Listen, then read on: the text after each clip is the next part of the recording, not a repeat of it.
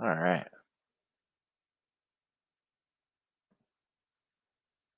So how y'all doing this afternoon? Just a nice quiet day after the last few weeks, with the back-to-back drama every day. It's kind of laid back. We did have some interesting selling the last few days. It's the way that I typically measure on the intraday, the way that I've shown it. 111, 1236, 786. Those sort of measures don't work when the rate of change is elevated. Typically, we would say it don't work when you're measuring things like the event bars. I often point out if you're measuring an event bar, you're probably better off using halves and wholes. And when that sell off yesterday really started to pick up steam, it was the same thing, swapping off of the 1236 and the 111 and using halves and wholes. And then today, kind of the same thing. Wasn't as bad, I guess.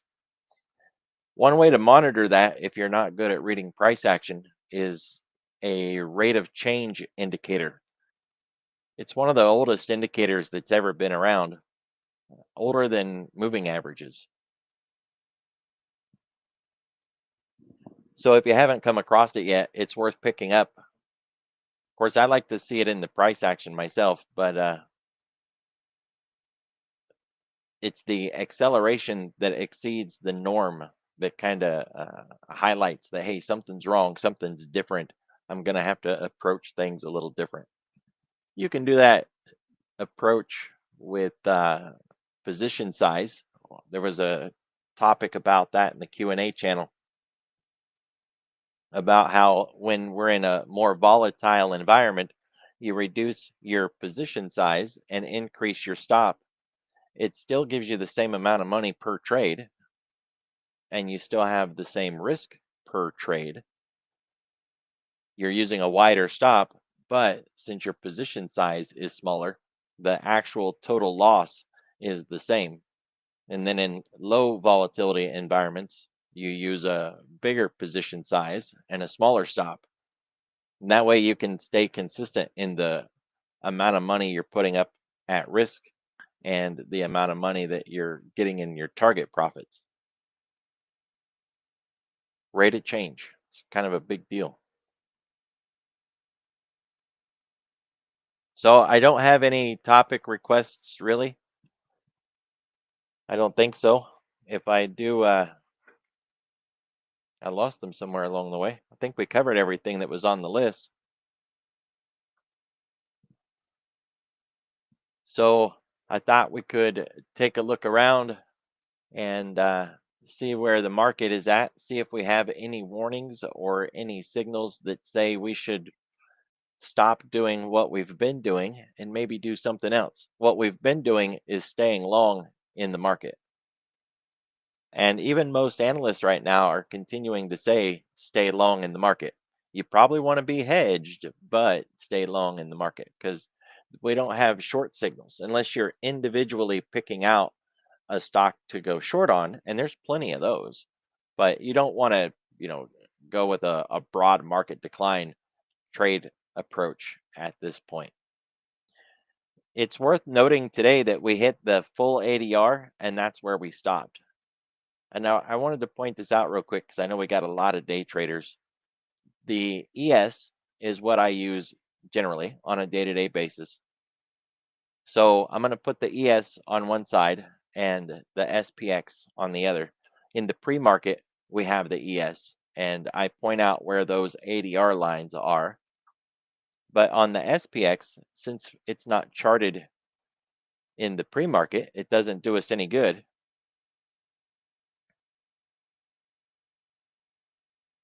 So what happens is we have an out of sync average daily range between these two products. So it didn't happen today, but we wouldn't have known until I looked. At 6 p.m., the market opens on the ES, and those lines are placed, and it's the range for the day. And then at 9:30, when the SPX opens, it gets the same lines. So what happens is if the ES had ran all night long and had got to one of those lines early enough, and then we open at 9:30 and the ES continues to run and it gets through the yellow and it continues to run and we're asking it, when is this thing going to stop? It already went through its ADRs. We don't have anything down here to look at. You want to look at the SPX because it got its ADRs when the market opened, as opposed to the ES, which got its ADRs the night before. And what'll happen a lot of times is we'll keep running in the ES or the NASDAQ until the SPX gets to its ADR, and then we'll stop because this one was the one that actually stopped things, not this one. It doesn't happen all the time, but if in the pre-market we've made it through the ADR, that's one of the things that I tend to focus on. Like last Thursday, I believe we made it through the ADR that day.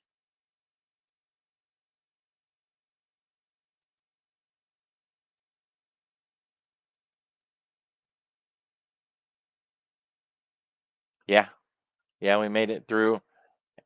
So let's see what it looked like on the SPX.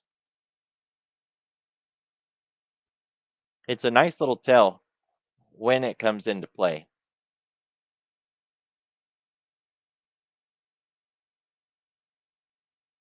There was last Thursday. So we kept running up on the intraday until the SPX hit that ADR line. And that's basically where we stalled out. Nice little tell. It's another reason why when you're trading futures, you want to keep your eye on the real index. If you're trading the NASDAQ, take a look at the NDX or the XND if you want the cheaper version. I think it's the XND. Yeah, the cheaper one. Or you can look at the Qs, of course. It's the most popular one. It's definitely more liquid.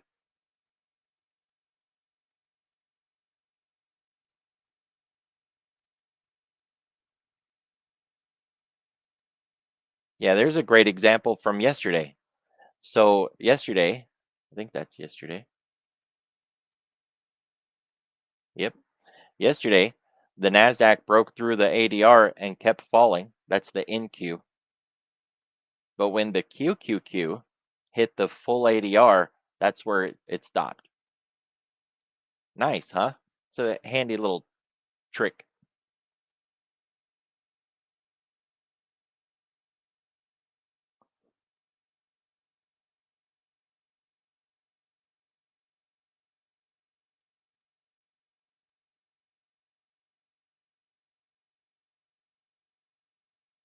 One topic that I saw this week that usually comes into play is those trend days that don't mean revert and we just keep going and going and going in the same direction. That was a topic that came up this week. Could be something worth taking a look at.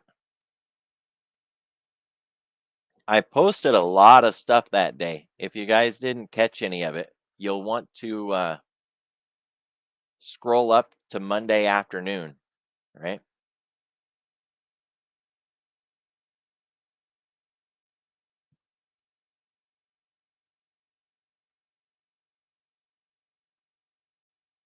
It's a good thing we're not a really chatty place. It would take a lot longer.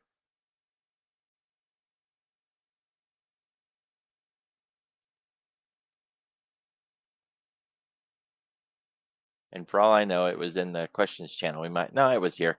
So if you guys didn't catch it, there was a question about those kind of days where we just go and go and go and we don't mean revert. And that's not normal. Normally in the indexes, we we mean revert. In equities, it's a lot more common. And so I had this kind of list of things to go through to get better acquainted with spotting those kind of days. And I got to say, sometimes you can catch it in the pre market before the day even happens. You can spot enough signals that suggest today may be one of those days where we just run and run and run. I haven't caught one in a little while, but I have caught them before. And man, that feels good when you can call it in the pre-market that it's going to be one of those days. We used to call them face rippers, one of those face ripping days where you just go and go and go and it rips your face off. So you'll want to read through that list. Some of it is blog posts from the bullish bears, and then some of it is blog posts from my website. Definitely worth the lead. And it's just putting a lot of the pieces together, like this C tick. That was Tuesday. Monday, it wasn't really helpful at all because it wasn't market breadth that drove us Monday, right? Think about this drive Monday, and that's really misleading because we're always asking the question, well, what's moving the market? And as you could see, the C tick was not useful at all. Yesterday, however, that was a pretty good tell.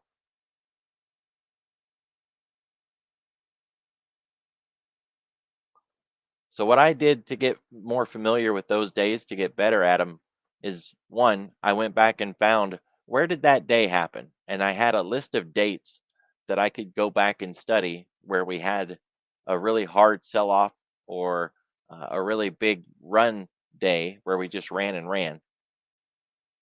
That way I could study it and look at it with different indicators on different time frames, trying to better evaluate what happened and how I can spot it again in the future. So on that Monday, that's the Mag 7. It didn't even really look all that good by itself. And this was financials that day. And we know that financials wasn't helpful. We know that market breadth wasn't helpful because we didn't see any of it in the cumulative tick. It wasn't even in the weighted AD. Look at the weighted AD that day. It was really negative. It had to climb out of the hole all day, S&P and NASDAQ.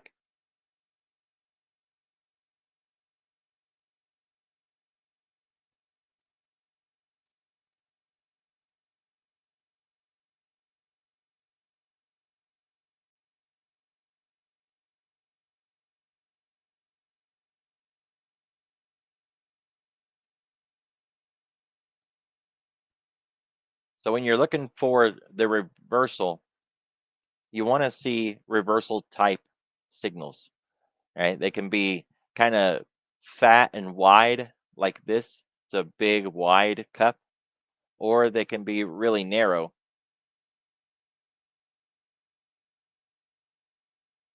more like a V, like that, or like that, like this. So when they start to roll over, if all the signals aren't there, then it's not going to complete, right? And it's just going to keep going in the same direction. It looked like it was going to roll over, be a real sharp one like this, but it stalled at the 786. Then the next leg up and the next pullback stalled again, measured move. Every one of those stalls. I don't know about you guys, but I use the 5 for my analysis, but I trade a lot of times on a tick chart. You could use a 1 minute, which is probably better for this so we don't get into the depth of what's the right tick and blah, blah, blah, because there isn't one, right? When it comes to tick charts.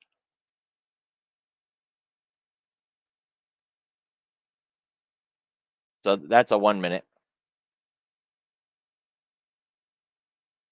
And we can see inside inside these 5 minute bars, that there was your normal price action, pullbacks, the wicks, the structure, the pauses, and the continuation signals.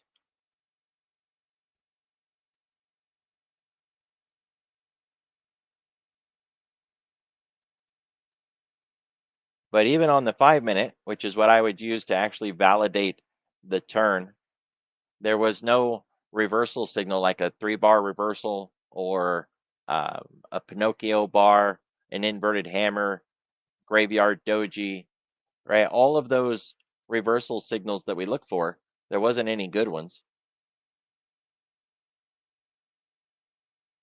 This developed a nice reversal late in the afternoon, right? So you want to get more familiar with those. That way, when you have a day where it just keeps going, the outsized moves is another one. Our measurements that day were being broken a lot like yesterday. They were being broken. We were exceeding our measured moves. That's a warning when it does that, when it goes too far. So if we put this drawing where it should be, there we go. We would have had that measure. It got to the 1, 2, 3, 6 and it pulled back. So we would move the drawing. But after that, it just had this run, right? This breakout and run. It was a 10 a.m. flip, which a lot of times, if we're going to run, it'll start on a new hour. Maybe that one wasn't right on the new hour, but it was after 10. We had already been expanding. Remember my phrase that if we don't break out by 10 a.m., we're not going to until after lunch. I say that phrase quite a lot. In this scenario, we had already broke out, so we knew it was a day where we could run. And then here, where it pulled back and it started going, it didn't stop where it was supposed to. That's a warning right there that something is up with the flows and that we are no longer dealing with normal price action on the day. You would want to just call timeout right there and go hunting for what's driving this. And if you guys don't remember what happened Monday, we had Apple going and Tesla going, and then Nvidia was on the news with CSNBC talking about boosted with AI and this whole plan. And it was NVIDIA that really fired this thing into the afternoon, right? So that's when everything changed. But you wouldn't know that at the time. All you would know is, hey, this didn't stop where it was supposed to. Something's up. And you just call timeout and try to find out what was going on. And of course, it wasn't hard to spot NVIDIA. And then you add that to Apple and Tesla, and that's three of the Mag 7 pushing. Which setup exactly you talking about? The which one?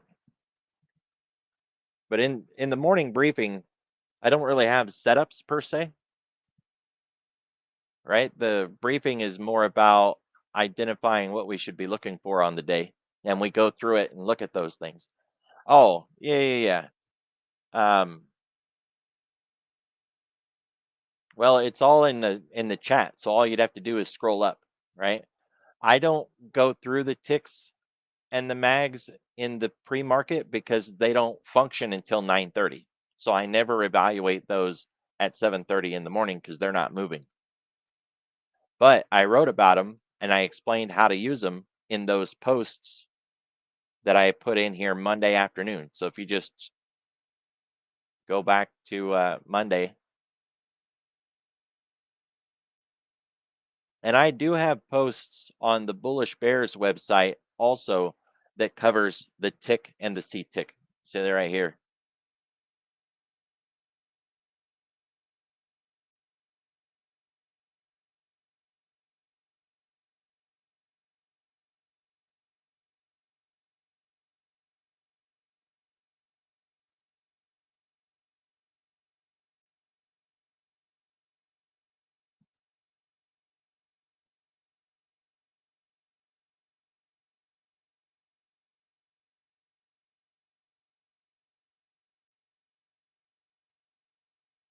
So that'd be a good way to get better acquainted with those kind of days.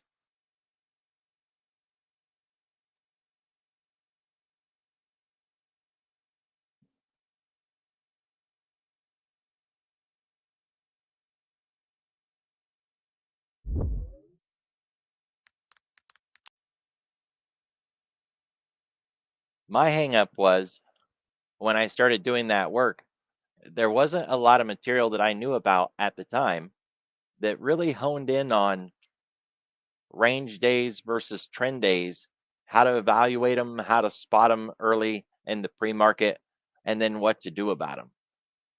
So I built a Discord long ago that started to really focus on that question for me.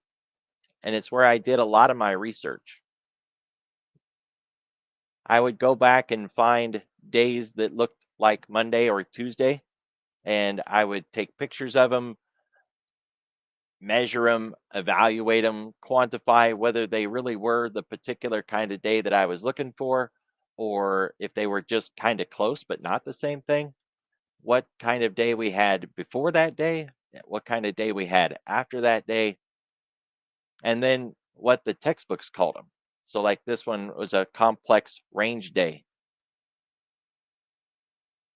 I mean, it doesn't look like a range day. That looks like a really good intraday trend, but you have to consider when we finally got out of the previous day's range and what we did with it and our own Globex range. And yeah, or one of those. It kind of looks like the same one.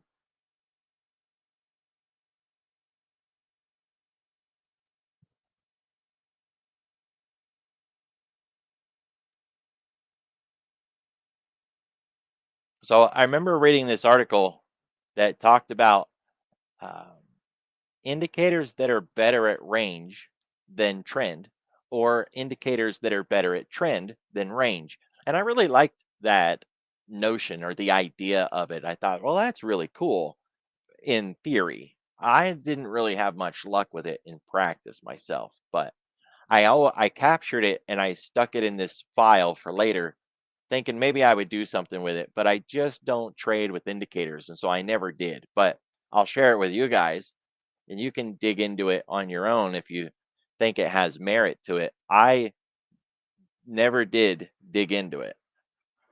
The concept is that range day tactics often include range day indicators, Bollinger Bands, Keltner channels, dojis, spinning tops, hammer candles, tick divergence, stochastics high or stochastics low.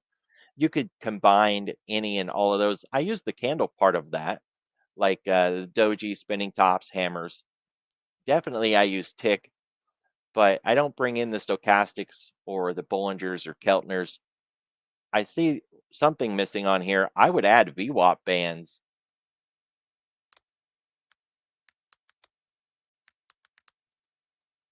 I mean, if you're going to use Bollinger bands, you might as well consider VWAP bands, really. Why not?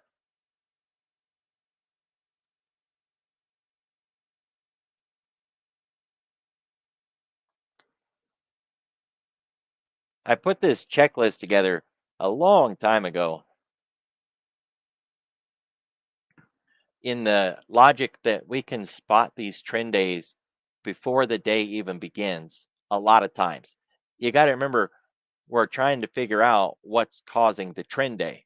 If it's something that you can't see in the pre-market, you're obviously not going to spot it before the open, right? Like if it's 0-day flows that caused the the big trend day, there's no 0-day flows in pre-market. You're not going to see it. But if it was treasuries, if it was bonds and it was happening in the pre-market and we can see it because we went and looked, then you can spot it in the pre-market. So it really just depends on, why did the trend happen in the first place? Or when did it happen? On Monday, it happened after NVIDIA's TV appearance. It was already doing good, but then NVIDIA really lit the fire under it with that TV appearance, and that's when it took off. So we wouldn't have seen that in the pre market. It didn't happen until after 10 o'clock live on television. But there is a checklist, and I go through this in those blog posts that I just shared the link for, on what moves markets, market breadth, how to perform your own morning briefing.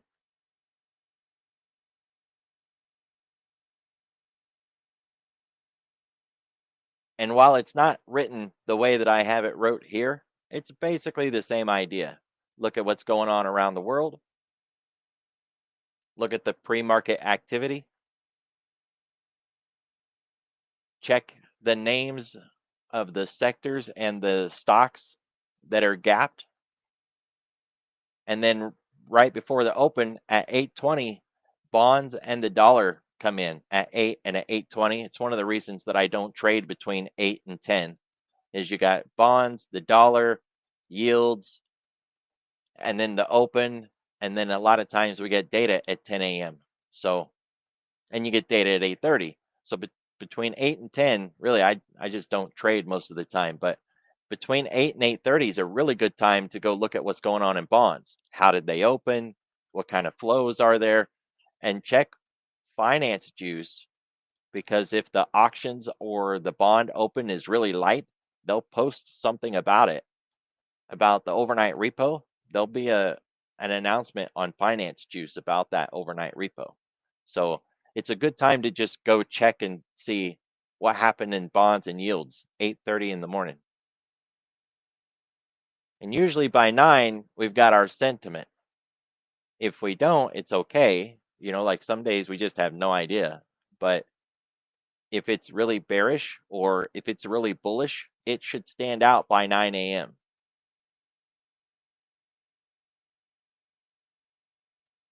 And then, of course, what names gapped up? Are they part of the Mag 7? Are they a part of a particular theme? Like uranium stocks are running or pot stocks are running?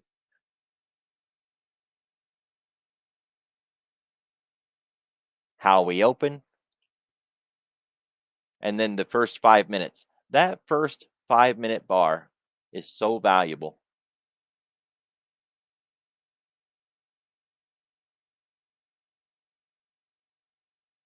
To me, it's the first candle that kicks everything else off. And you can start doing measurements as soon as you have your 5 minute bar. And if it's a really big wide bar, what my concern is if we get a big wide bar, are we going to get stuck inside it? That doesn't happen now as much since COVID, but before COVID, we would get a big fat 5 minute bar and price would stay inside that thing all the way through lunch. So it became a real powerful bar. And it didn't happen every day, but it happened often enough that you paid real attention to the first 5 minute bar.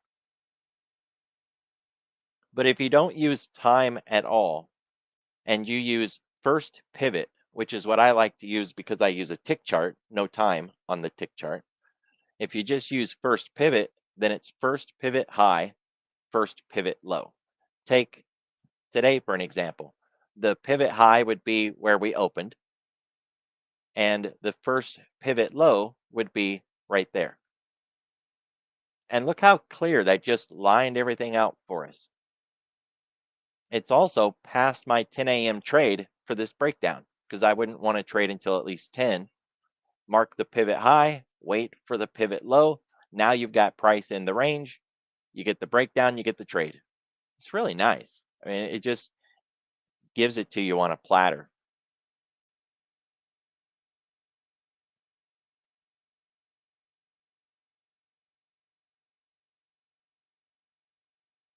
Sure. Yeah. Just like I did here, I used the high of the wick because it was the highest point of the RTH, right? So I'm using the highest part of the day. But this was an easy one, right? Let me show you one that's a little more complicated so we can see what it looks like when it's not so easy. Let's try yesterday. Yeah, okay, so there was our first high with this wick here. And then the low is really kind of tricky. Like, where's our first low? And you could argue that it's right there. That I could argue that it's right there because it's within that first 30 minutes of trying to define. But if you guys remember, I said yesterday, watch out, right? Because yesterday, this range was really unusual. And I posted as like, man, everybody look out. This is not right. We're not supposed to behave like this. So I'd say that's a little bit of an unusual situation. And yeah, it works on equities too. Equities, though, you gotta be careful with those because they've got different overnight mechanics. But in theory, it would still work. right? Because it's just price action. So if we go back another day, this is Monday, the run day. If we was marking the low, we'd easily just have the low pivot be the low of the day. And then the first high pivot, you can argue that it's the 5 minute high since we did pull back there and build our range, or that it was right here. But either one of those would work because if I mark out that 5 minute high, it's still defined that first 15 minutes and then the breakout and the run. But it's called pivot high, pivot low, or first pivot high, first pivot low. And I use it on a tick chart because on a tick chart, there's no time base to it. So we don't have like a 5 minute marker or a 10-minute marker, 30-minute marker. We just use pivot high and pivot low. Just remember, anything can be a pivot. And if you put the two pieces together, did we have a big open like this bar? That's a real big open bar. And there's our low. And there's our high. That's our first pivot right there. Oh, yeah, you can use wicks, bodies, anything, right?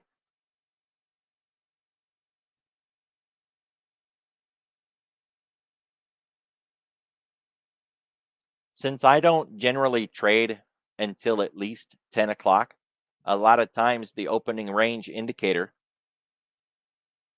even though I don't actually use the indicator, I just draw the lines, but the open range that I end up with is a 30-minute or a 1 hour open range.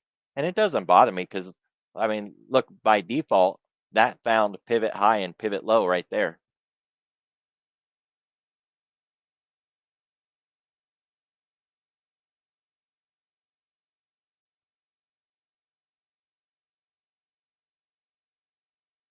That was a really odd range yesterday.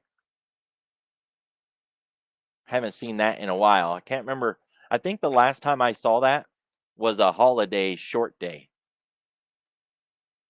And I don't think it was even in 2025 because I haven't traded any holiday short day this year.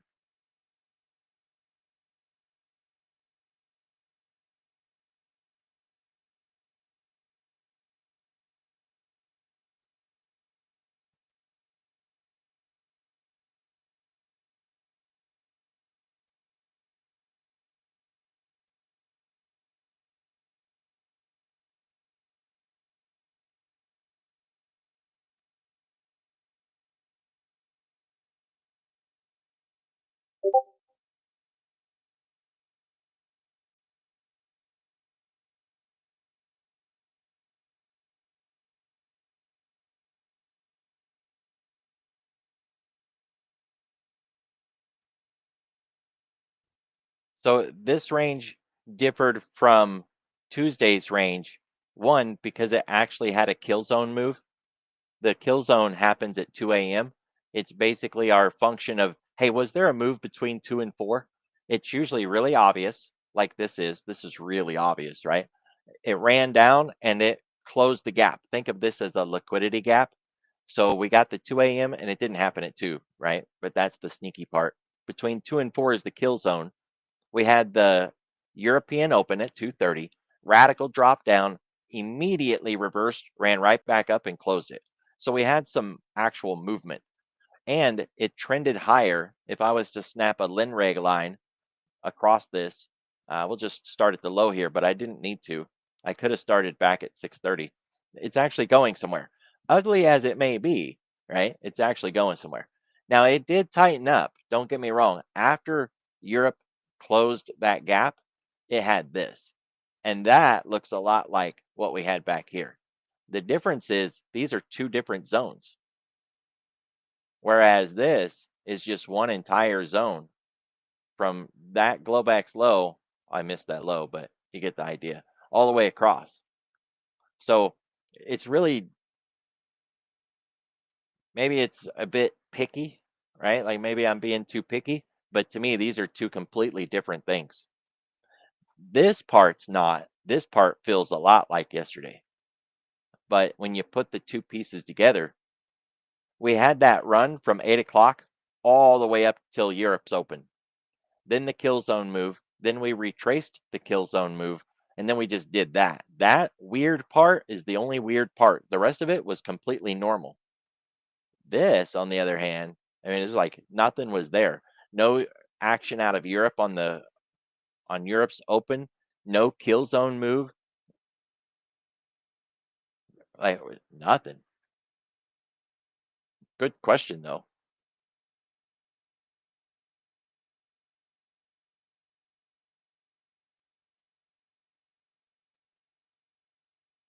And it's not on here, but I think the volume was off that day too, wasn't it? Let's see. The overnight volume.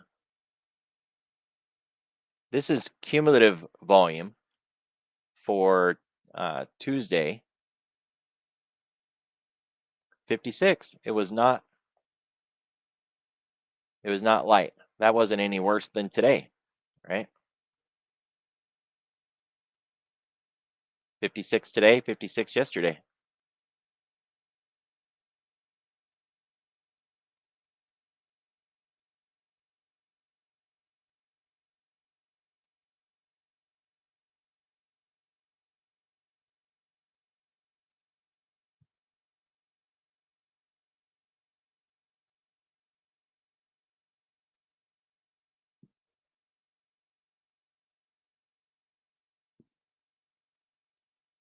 So I tend to jump around to different charts through the morning, and I like my 15-minute chart. I don't trade on it, right? Just like I don't trade on a 5, but I really like my 15-minute charts. And if you look at today on the 15-minute, that breakdown was really clear there too, right? For today, the pullback to the half and then the failure and the breakdown. Now, the breakdown went a lot farther than it should have, which was a heads up that we were really breaking down. But the this part of it, the first half of the morning, it did exactly what it's supposed to do. Set the low, and that's all I measured here is the two 15-minute candles, lowest point to highest point. It came back to the half, challenged that half for an hour, and then it gave up, dropped back down to the low. And this is like an inverse cup, like I've talked about before. It's not a double bottom, it's an inverse cup. If it was a double bottom, it would have expanded lower and gotten into the 111, and it would have been a bear trap that we would look to see rip back towards the highs.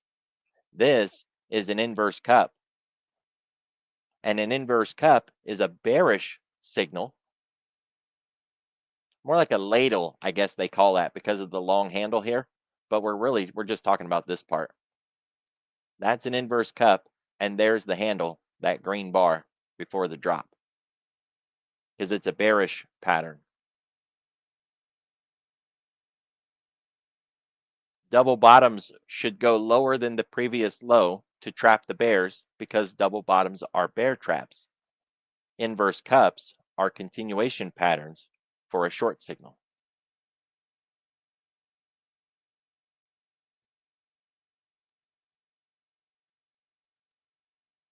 Now that I put it on a smaller time frame, we can see that better.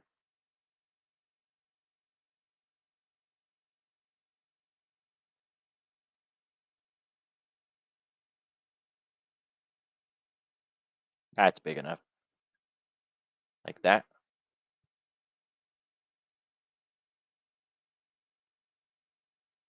Yeah, the H pattern, like the ladle pattern. The problem with the H is H stands for hell for shorts.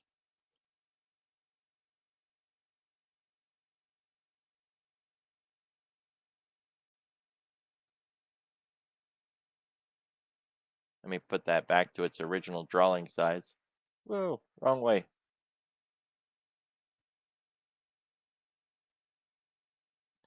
So if it was held for shorts, it would have popped to the upside, right? Um, I seen Peter Resnicek talking about the H pattern one day, and on the second drop down, it went lower than the first low, and that's what I call a double bottom. If it goes equal to the first low, then that's what I consider an inverse cup. And if it's an inverse cup, I'm looking for the handle, which we had right here, and then I'm looking for it to continue to the downside. Because think about what a double bottom is supposed to be. It's supposed to be a bear trap. Well, ask yourself, if you was a bear and you wanted to go short, are you going to get in before it breaks that pivot? While it's still up here janking around, are you really considering that as a really great place to go short when it hasn't even broke this level? Not me, and probably not a lot of other bears. They're not going to want to get in until they break this low. And once they get below it, then they're like, okay, we broke out. Let's go for it. And then we trap them and we squeeze them and we rip them to the upside. And they buy, which adds to the buying. And you get these really beautiful reversals. Double bottoms are fantastic bull plays for a bear trap. But if we don't go lower than the previous low, then there is no trap. We don't get their buying that adds to the buying that gets that beautiful reversal back in the other direction. And it's not to say that you won't find an equal bottom low that bounces and goes to the upside. You will, but it likely didn't have the bears trapped in it. It went up for another reason. The same thing with a double top, it has the same outcome. We want to go higher than the previous high because a double top is a bull trap. And if we don't break out and go higher than the previous high, well, then how did we trap any bulls if we never actually broke out?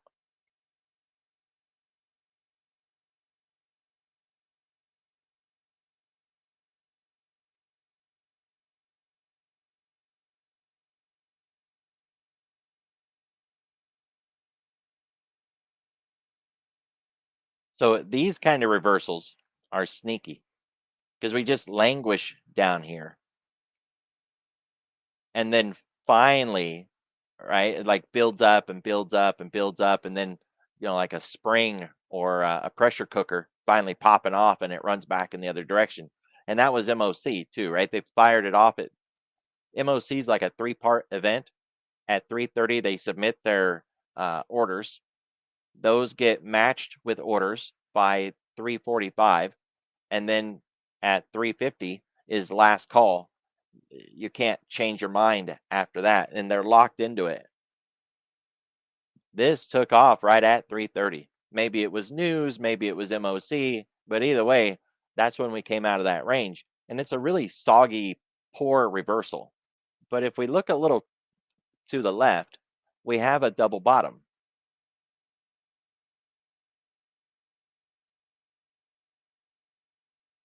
The kind of double bottom that we're talking about. So there's the low of day, there's the high of day, and it's not a very good example. I guess I could have found a better one.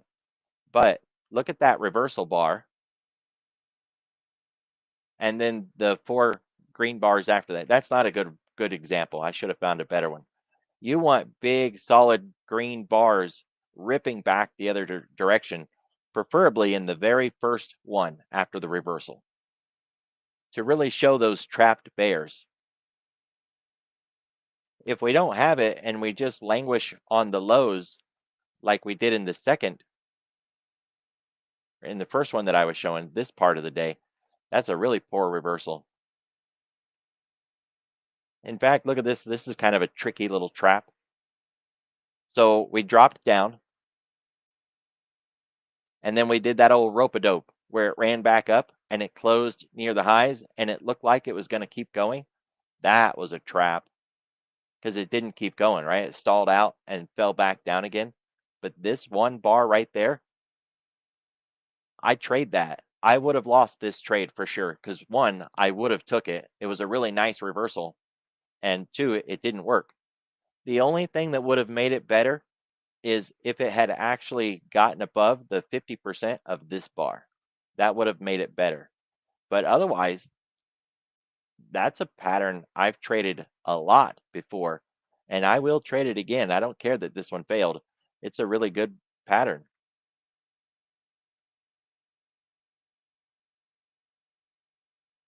You got the swing high, a 3 bar, really nice swing high, like a evening star reversal type. And then you got the wicks across the top all the way down. Then the last bar, you have the rope a dope here where it drops down and runs back up and close higher than the open and in the upper part of the candle. That's a really good signal. It didn't work, but still, it was a really good signal. And the failure here is all you had for warning that it wasn't working. It got above the half and it didn't hold and it dropped back down again. So technically, you could have got out with a scratch or maybe a couple of ticks profit, but it was just a trade that didn't work. Same thing with this reversal. Look at the way that this bar closed that warned you not to take it. And if you didn't take it, you didn't make that money. That was money to be made right there, but I wouldn't have taken it, right? I wouldn't have taken this because I didn't like the way that this bar closed. Less than the half in the lower part. I don't like any of that. Closed inside the previous bar's range. I would not have taken that, but I would have lost. I'm not lost. I would have missed out on all of that.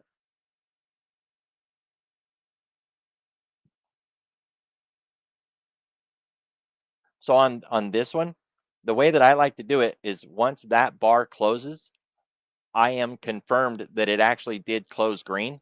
I wouldn't have wanted to get into it while it was still alive because at any moment it could have dropped back down and closed, red. So because that bar is my signal, I won't jump the gun. I'm not a fan of waiting for bars to close, right? Not just for like GP that I always have to wait for bars to close. I don't like that.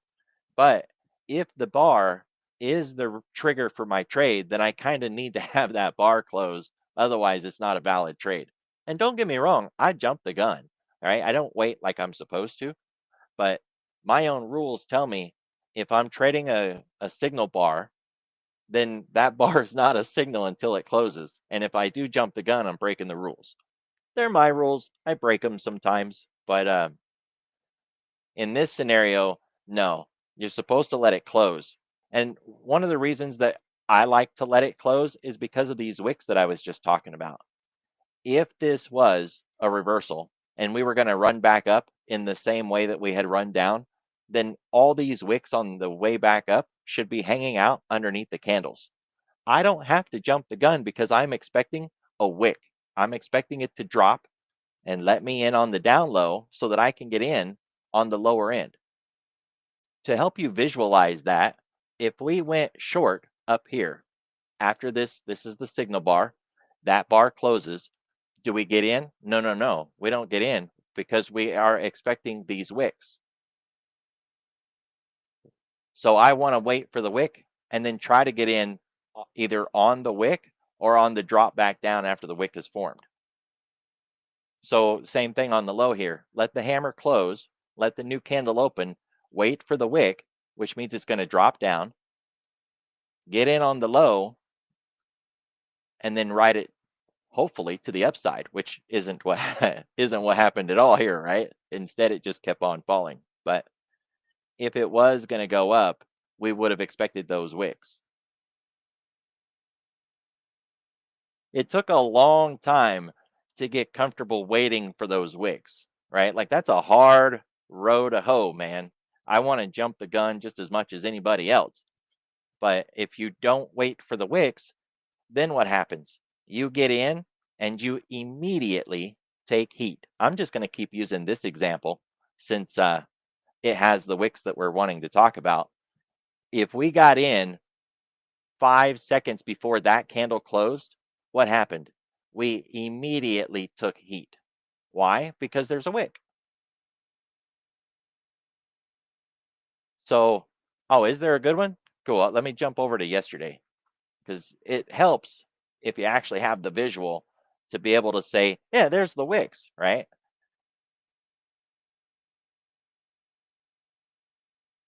Let's see where you're pointing at. From these, that's a collection of sideways stuff. That's a nice reversal, more like a TRB breakover on the run back up to the. That's just a beautiful TRB right there. 2 bars to get up. It took 10 bars to get down. So we'll use this, right? It doesn't have the best wicks here, but we'll use it. When you get a swing low and you're looking for the run back up, you expect those wicks on the bottom, right? Here's a kind of a swing low. See all these wicks down here. So you want to play the wicks. At least I want to play the wicks when I'm expecting a reversal. When I can. If it's not a swing low, then we're not expecting the wicks to be there. Yeah, that says 20 days. I should be able to find something. There we go. I wasn't on yesterday. I just went back to the previous day of what I was looking at. Some good wicks on the bottom here, but it's not a swing low. This is a swing low, but no wicks. That's a good swing low and a wick. So we'll use this. This one wouldn't have worked, right? It's the same one, same that we were just looking at. It wouldn't have worked, but there's your reversal bar, the rope-a-dope, and the very next bar, you got the wick.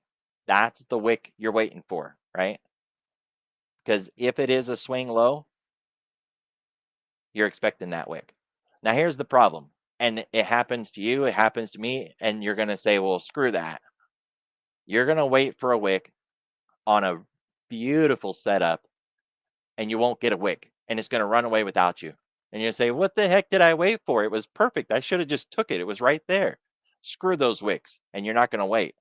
And then the next time you go to trade it and you don't wait for the wicks, you're going to get a really big wick and it's going to put a lot of pressure on you. And you're going to need a bigger stop or it's going to stop you out. And then you got to get back in. And then you're going to say, dang old wicks, I should have waited. Right. And it's going to be back and forth, back and forth, back and forth. So for me, if I think it's a swing low, I'm waiting on that wick. And if I don't get the wick and it just runs, so what? It just ran. I miss it or I figure out another way to get in, but I'm not going to jump it. Here's a good one with the wicks and the run. So that was Monday, right? That's a really good one. Swing bar low, wick, no wick, wick, no wick, wick. It's like every other one we got a wick. But on the reversal bar, that wick, that would have given you some heat. You would have gotten in, I guess it wouldn't have been that bad, right? You'd have got in towards the end of the candle, right around 90, and it went down as low as 88. So actually only like 89. You took like 1 point of heat, but yeah, they can get pretty rough. Waiting on those wicks can save you. You can use smaller stops. You can avoid getting into the trade. Sometimes you just don't even take a trade and then you're like, "Oh, thank goodness I didn't get into that. That was bad. Missed that one." And inevitably, you will miss a trade because there was no wick at all and it's frustrating and it sucks and you'll be sitting there saying, "Damn it, why did I wait? I should have just took it."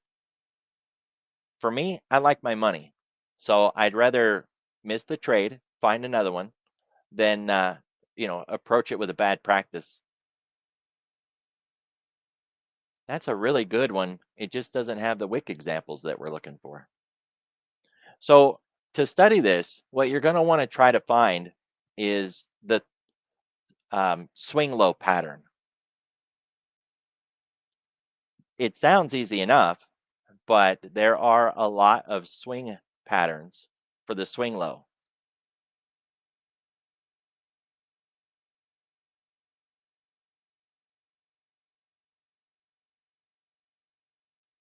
I've got a whole little write up here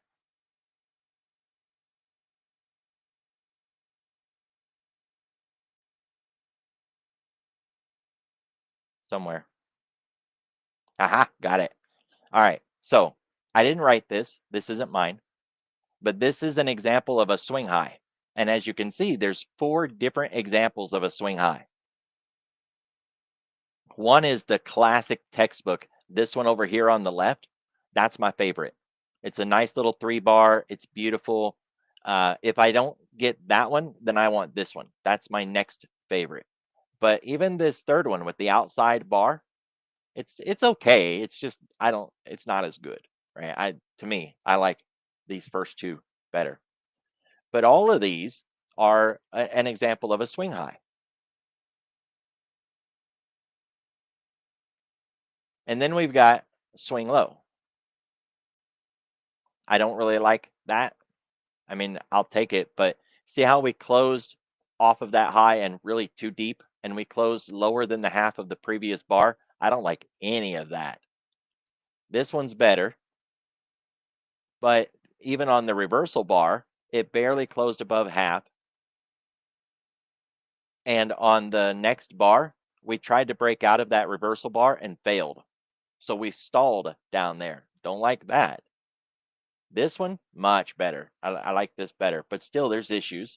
Close below the half, right? But that breakout, nice. No wick, Marbozu on both sides. And then the textbook, that's really good. And these aren't all examples, right? There's more examples than these, but these got me started and then I dug deeper.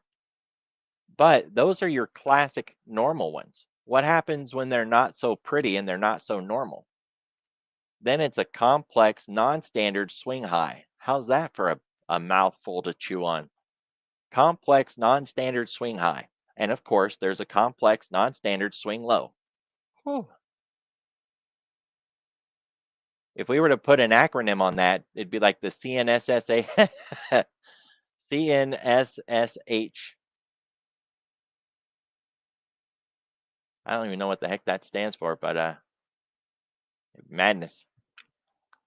So, and this is not all the examples of a complex swing high, because this is the complex non-standard, but you also have a complex standard swing high, which I don't have pictures of.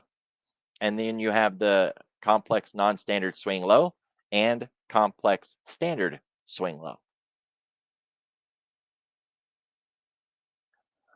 All out of the textbooks, right? I didn't draw these. I didn't name them. These aren't even my examples. Those are right out of candle books. Unfortunately, I did not get the name of the book when I took those pictures, which is bad because then I can't give attribution to who it belongs to. But I can say they're not mine. All of those tie into a drop base rally play so that you get things, like reversals on lines like VWAP or reversals on lines like moving averages or yesterday's high, yesterday's low. This was just anchor talk. If you're going to anchor it and then look for those particular kind of pivots.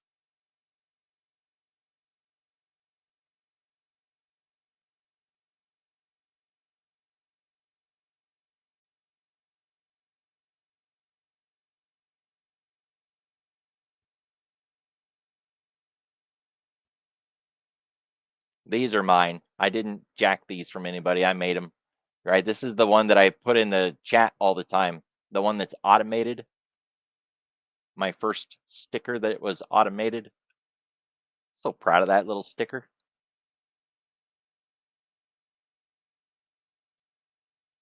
Yeah, that one.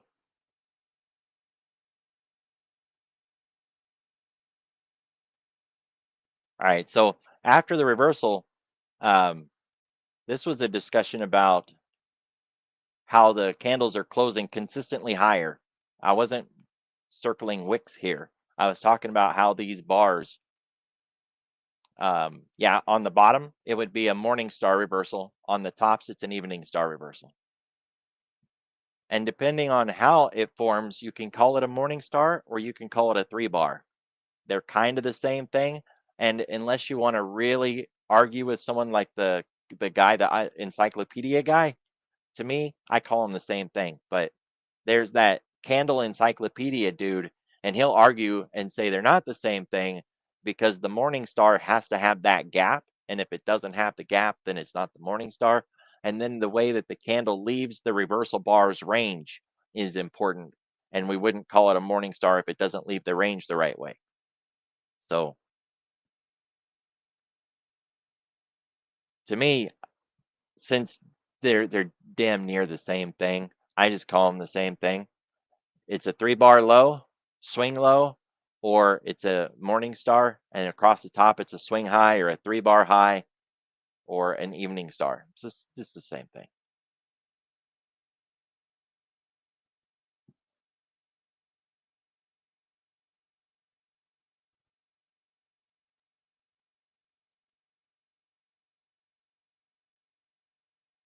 So you got your ignition bars, Marbozu, belt hold, evening star, morning star, hanging man, hammer, harami, doji.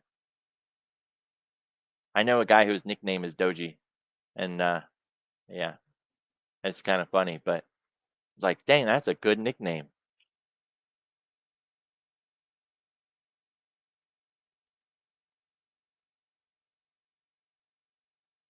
I thought I had a couple of pictures of a nice 3 bar, and that's why I'm still poking around in here. Yeah, they are. What a beautiful reversal pattern right there. We need to name one a crowbar. Yes, dude. Because you got the black crow, the white crow, you got all these bar names. Why not have a crowbar?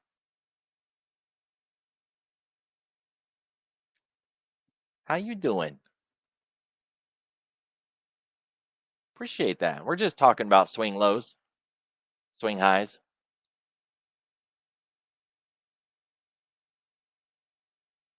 One of my favorites.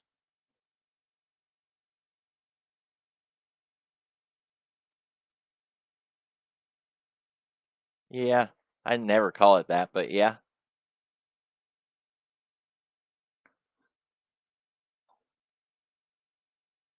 it is. Yeah. I'm really picky about how I draw those too, so that we don't get a bunch of overlapping ones all over the place. It's always frustrating.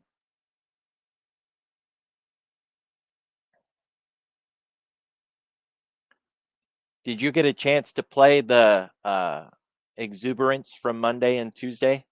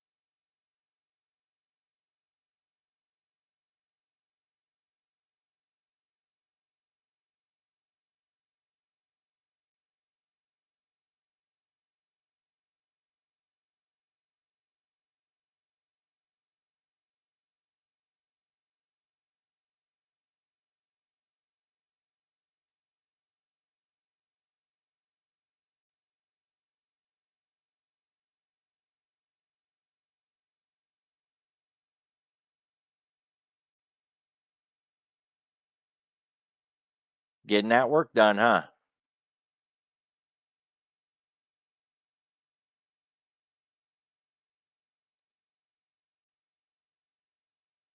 Yeah.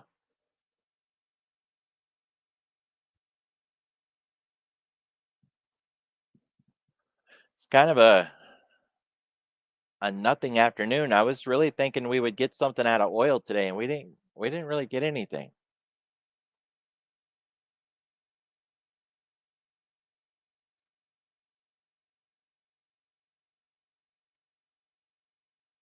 I have not even had a chance to look today.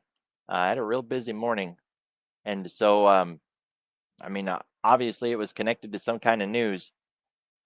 I don't think it was the oil report, just because of the oil was at 10:30, and we didn't really start getting wild until 10:50. But I haven't even had a chance to look.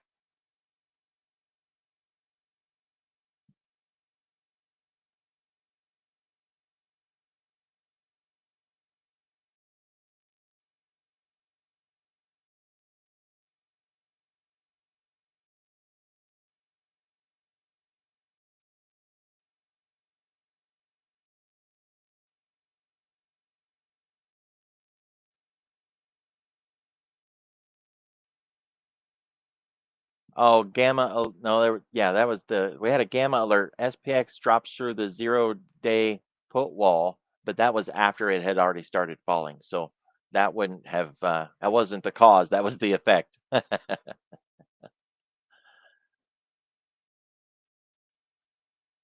Yeah, I don't have any news either on that.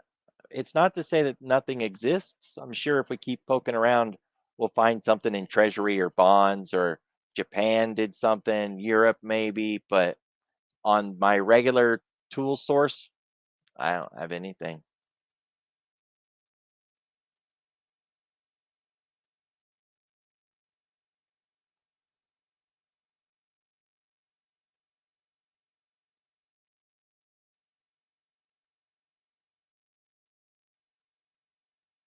See, for me, the whole thing started at 1050.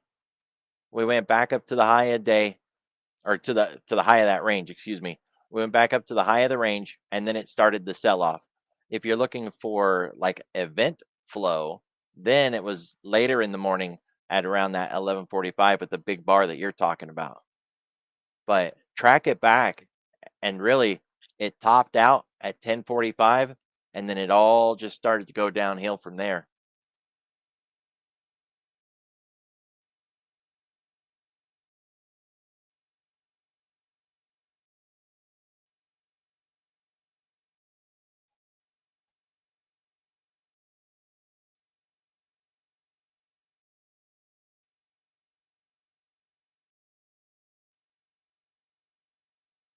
It's good to see though that price is just behaving the way it's supposed to, and it's acting reasonably rational. Nobody's, fighting for the exits or anything like that.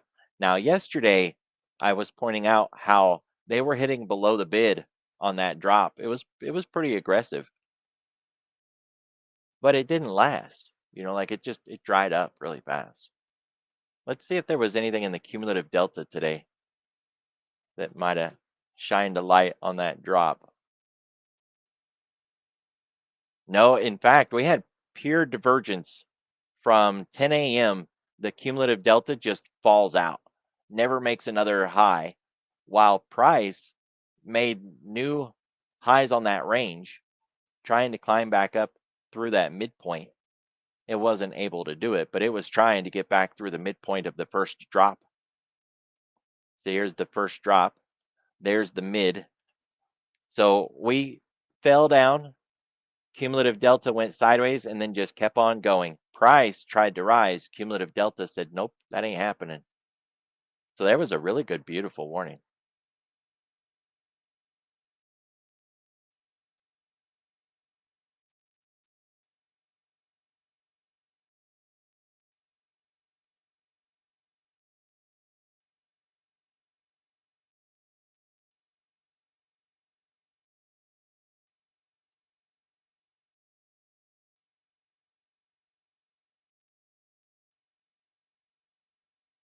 Someone said they see a pattern on the daily on all four indexes that has in the past led to a bullish reversal. And that's good insight too. This 3 bar, excuse me, this 2 bar red day. Like I got the 2 bar red day there, the 2 bar red day there, the 2 bar red day here. And again, there's always plenty of examples where that didn't work, but a lot of examples where it did, where it should at least cause you to pause. But what I agree with on that is what I've been arguing. This may be a red day, and yesterday may have been a red day, but I don't think people should get all bared up.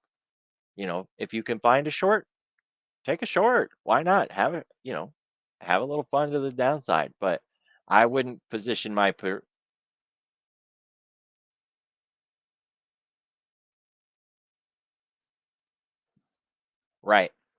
Lower highs, lower lows. Yeah. We want clear topping patterns, clear reversal signals, and lower highs and lower lows. And we want market breadth, a lot of tools. We want agreement from multiple sources, and we don't have that yet.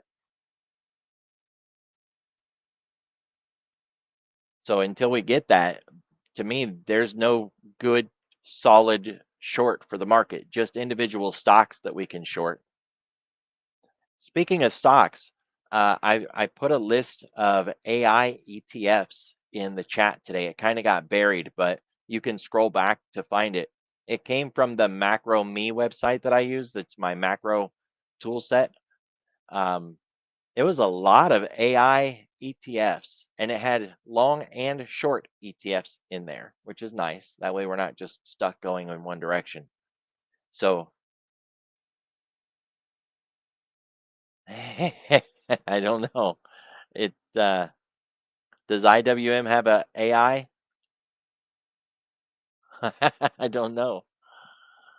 But it was such a long list. I had to take two pictures just so that it was visible. Otherwise, you got to squint at it and you're like, what are these pictures? I I'm going to be putting a watch list together of those AIs because they will be a tell, right? When we can figure out their place in the ETF pool. Here it is. I knew I didn't have to go back too far for it. What surprised me, one, was how many names they found, but I guess I shouldn't have been that surprised because Round Hill has one, Invesco's got one, right? You know what I mean? Like iShares has one, Fidelity's got one. Everybody's got their own ETF now for artificial intelligence.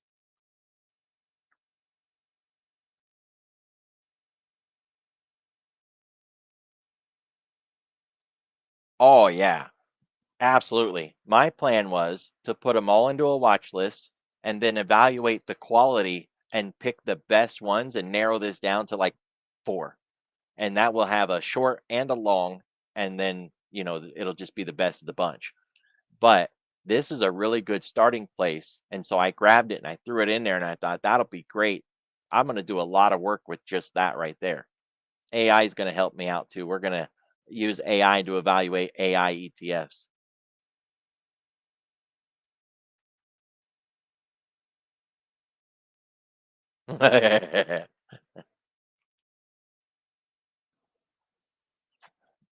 There's been a lot of talk about NVIDIA and MU and this whole thing about NVIDIA spending money to boost a company who's going to spend money to buy NVIDIA's products,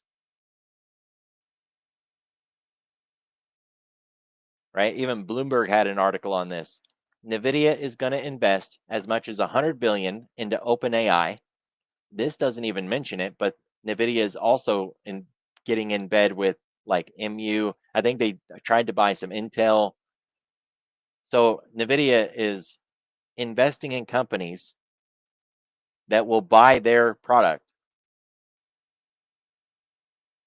It will help the Chat GPT maker support a massive build out of data centers equipped with NVIDIA's chips. The deal has revived fears of an AI bubble and raised questions about whether NVIDIA is investing heavily to prop up the market and keep companies spending on its products. If OpenAI ran out of money and couldn't buy NVIDIA chips, then NVIDIA wouldn't sell any chips, right? But if you give OpenAI $100 billion, then OpenAI can turn around and buy a bunch of NVIDIA chips. NVIDIA gets its money back because they got chips sold.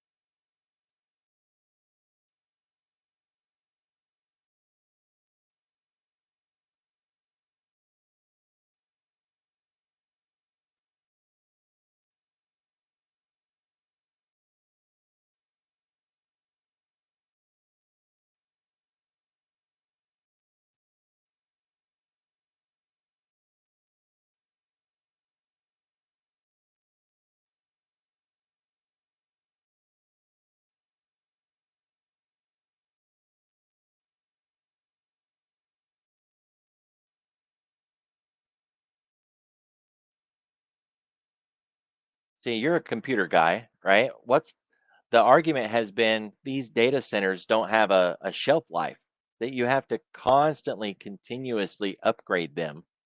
And that, it's not like a one time investment. You need a track hoe, you go out and you buy a track hoe and you can use it for the next 25 years. These data centers, You build them out, and then within a few years, they've all got to be retrofitted and upgraded, and build them out, and then retrograded and upfitted, and then build them out. The market can't keep up with that kind of spend.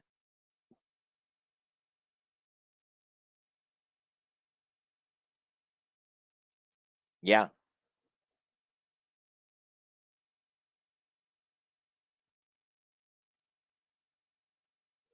agreed.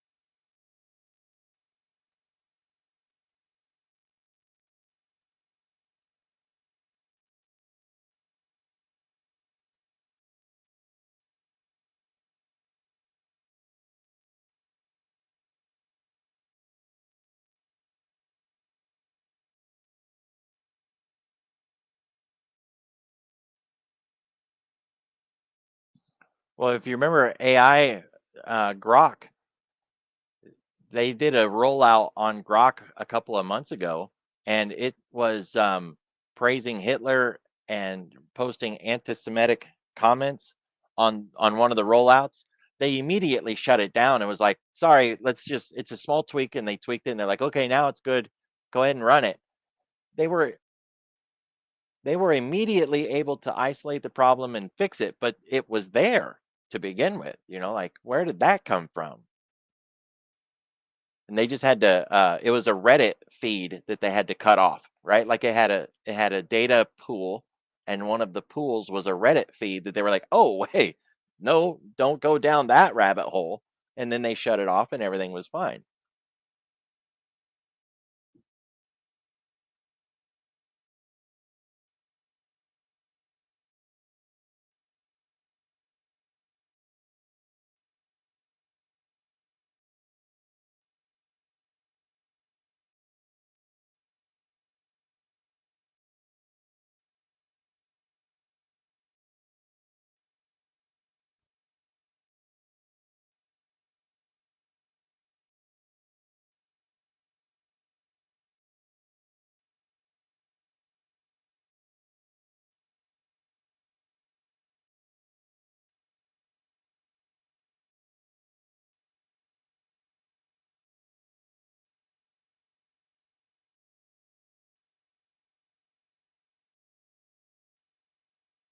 I am around college kids constantly, not physically, but through work all day.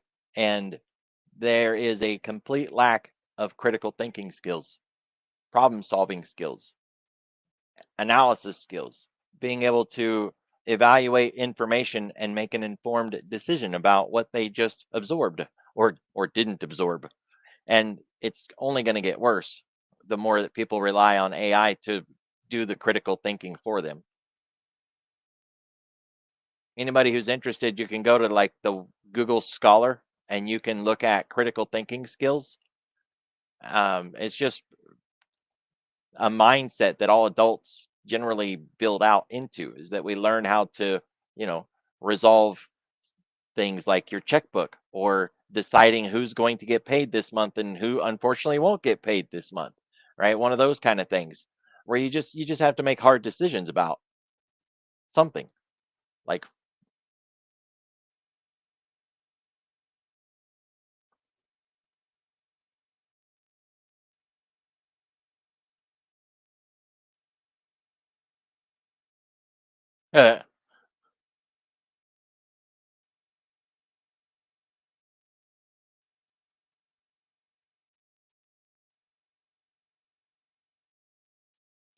Canada.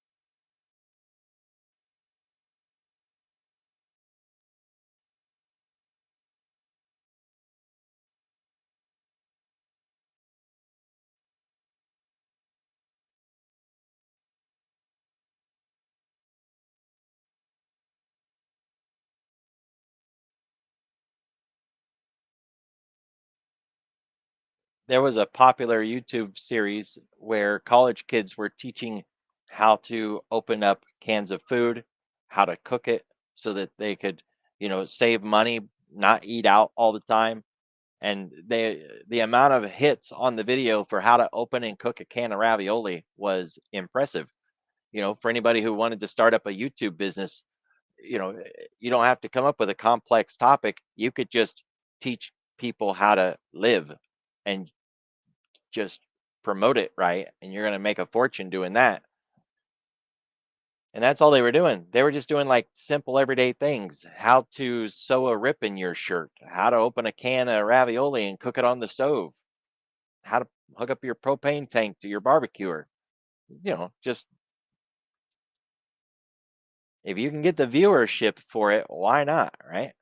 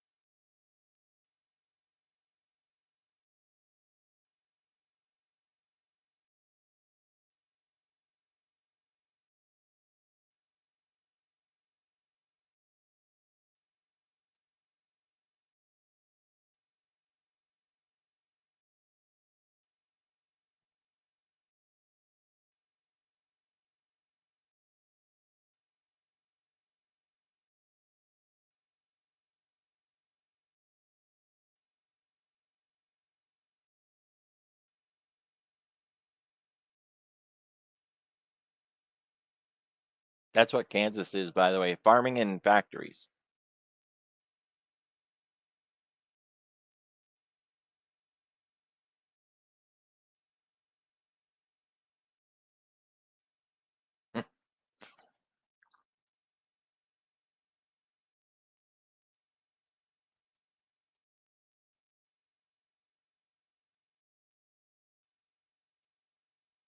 If we look at the growth versus value tools that I use, the real growth value one has a rising lower indicator. It's a stochastics, I believe, maybe an RSI type thing. I didn't distinguish. Oh, it's a stochastics. All right, so that's a lower stochastics. We could put a MACD on it, be kind of the same read, but it's coming up from below, and it has been magnetized down there for a long time. So it's getting kind of like a push up. The problem is we've been getting these lower highs in this thing, and we're below the year-to-date anchored VWAP. So this just looks like a real handsome pullback. The only thing that stops me from thinking it's only a pullback is that magnetism that we had where we were holding underneath the 20 for such a long period of time. That could be the start of something. But the trend has been down since we topped out in May. Take the other side though, the Mag 7 growth versus value one, and its stochastic is still above 80. It's very bullish. It's still above the 2.28 breakout. It did fall down into 2.3, and that's kind of been the alert line they've been using recently, but still the breakout is holding for the moment. And the concern is that we had our Busby. So this isn't a Busby. This is like a rejection on a 1, 2, 3, 6, which I didn't put a fib on it, but that's what the measurement is a 1, 2, 3, 6. If we went from that high to that low, that's a rejection right where it should be. And now the concern is that we're going to come down and break this red line, and then we're going to get the stochastics below 80, and we're going to have a bigger pullback in the market, something that looks like August, not something that looks like 2022 bear market, not nothing like that. Just a pullback in the market um, that could be enough to see 5 to 7% in the S&P to the downside. Maybe that. I don't even think we'll get five, but we could get a yeah.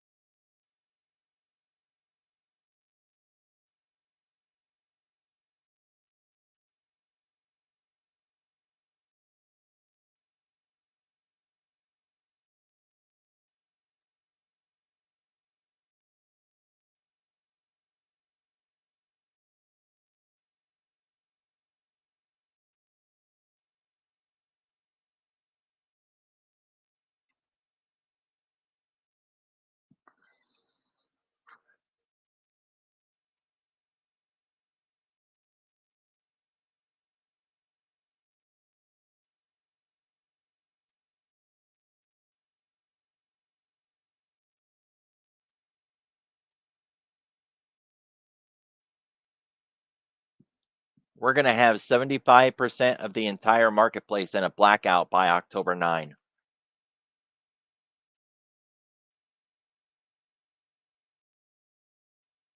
Yes, it's about the stock it's about the stock buybacks. So companies they announce their stock buybacks and everybody's familiar with that. And there's been a lot of stock buybacks this year, but they don't run constantly. And companies don't do their stock buyback when they get too close to the next earnings cycle, right? So you got to think about, okay, well, when's the next quarter going to kick off? Banks are going to be starting earnings here really soon, and that's going to put the entire marketplace into blackout mode to where they're not buying their stocks back. And that's what we're talking about. That's the blackout, is that they're restricted from buying back their stock in that window of time that's too close to their earnings.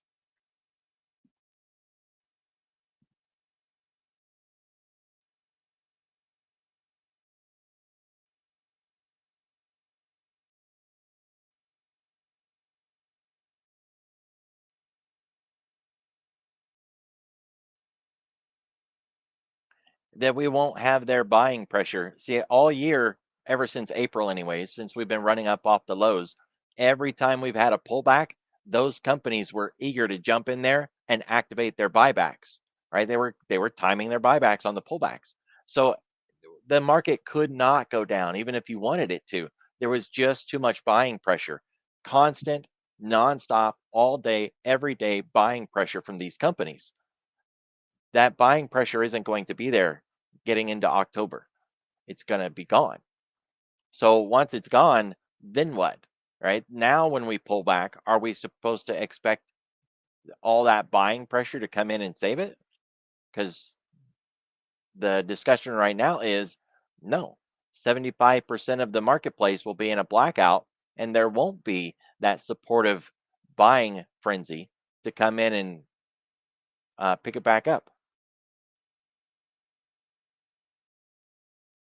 Here in the Discord,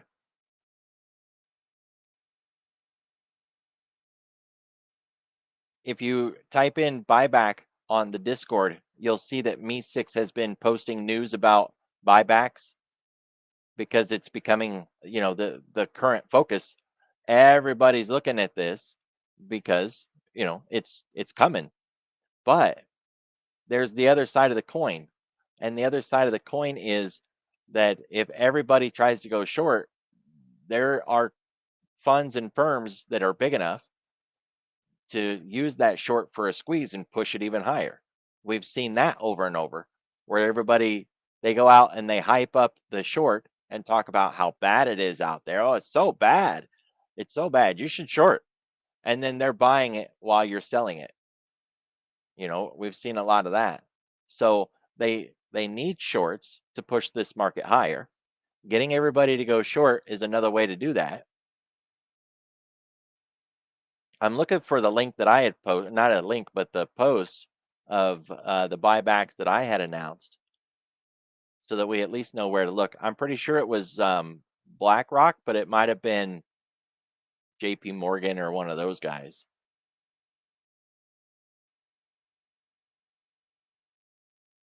I was talking to somebody the other day and they're like, these market makers are just so shady. And I'm like, what are you talking about?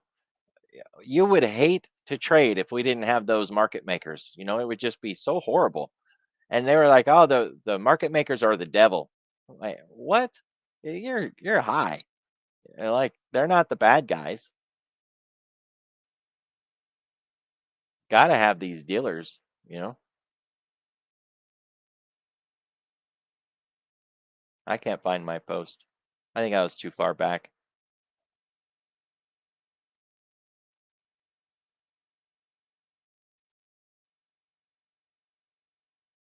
Oh well, I'm sure I'll find another post on it because it is happening more and more. But yeah, there's an end coming with this buyback uh, extravaganza that's been going on. Yeah, that wasn't too bad.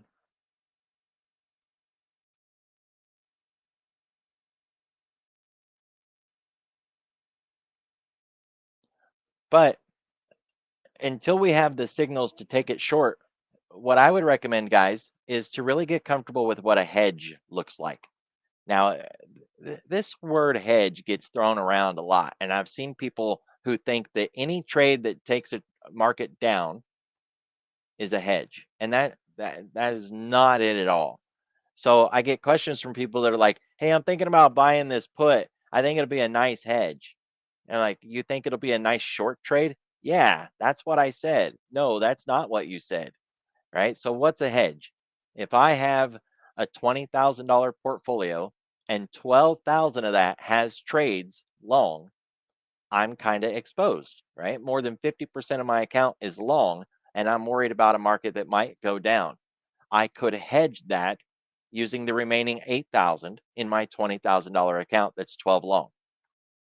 And how would we do that? Well, you'd have to figure out how much exposure do I actually have? 12,000. How far do I think the market's going to fall? Well, it's not going to go to zero. So out of my 12, could I lose 25%? Sure, that's a good $4,000. So with my 8,000, could I try to figure out a way to make 4,000, thinking that we could get a bit of a pullback, but we're not going to crash and burn? I could take a haircut of like 25%, and that I want to try to protect about 25% of my account. We would do that with a hedge, or we would attempt to do that with a hedge. One put wouldn't do it, right? You're not going to get $4,000 on one put in SPY or Q or NVIDIA. It's just not going to get it done. So, how many puts do I have to get? Well, consider that its cost. So, they're $500 a piece. You buy four of them. Now you're out of pocket $2,000. How much is that $2,000 going to make you in a return? And will it be the $4,000 that you need? Well, now you don't need four. Now you need six because you spent two and you're trying to protect four. Now you need to make six. Are those four puts going to make you $6,000? No, probably not. Not unless we did crash and burn. And if we did crash and burn, you needed to protect more than $4,000, right? So, see the problem with a hedge. It becomes very complicated very fast. So, if we are looking at a situation like right now where we're really not comfortable going long, but we don't have any signals to go short, we could put on some downside trades, not hedges, that would make money if the market went down. And if they don't make money, then we get our hand slapped, we take a small loss, and we move on. Those would just be profitable short trades, and we would leave our long term trades alone. We wouldn't even try to protect them. We would just understand that the market's not looking for a crash and burn. We're not in a recession, right? We have no reason to think that even after this supposed pullback, that we're not going to just continue to go up and reach 7,000 and then 72 and then 75. So we don't need a hedge per se, right? Let's leave that hedge alone for a moment. Let's talk about how about some short trades? Butterflies are really cheap short trades.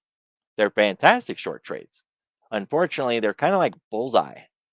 Price has to get where you put the butterfly in the time frame that the butterfly is designed for. And if it gets there early, you're not going to get paid.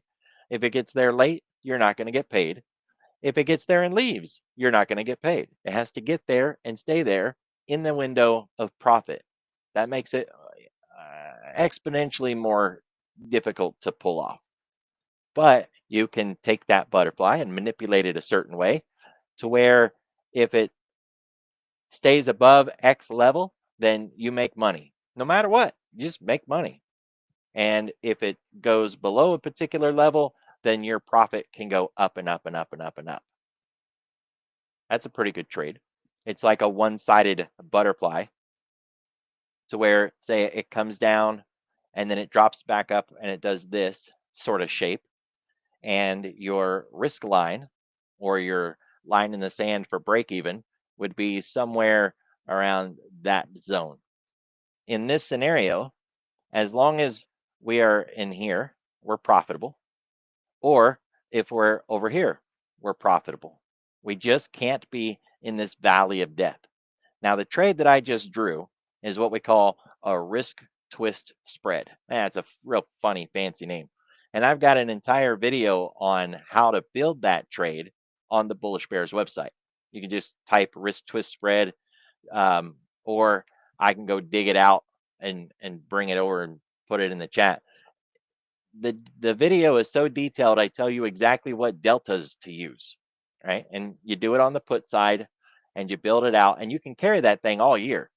I actually had one on when COVID hit. I had more than one on, but not because I knew COVID was coming, right? Nobody knew COVID was coming, but because we were in an environment kind of like this where we were up and we didn't really have any short signals, but we had run quite a ways. And it was like looking toppy and exhausted, and we just was getting nervous. So I had some on, And yeah, they work well.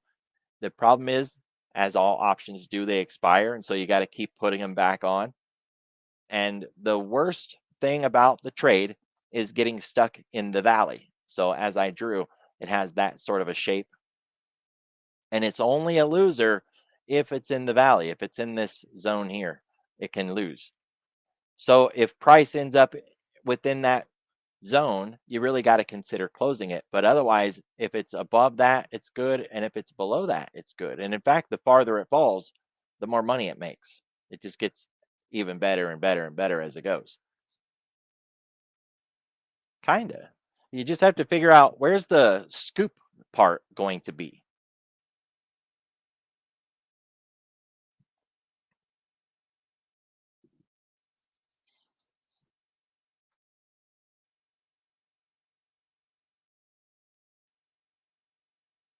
I'm gonna build one. I'm not gonna use the right strikes because I don't have the delta list in front of me, but I'll build one and show you guys the funness of this thing. It's like a long, and then there's like three shorts there, and then a long there. Let's see, three. I think that's it.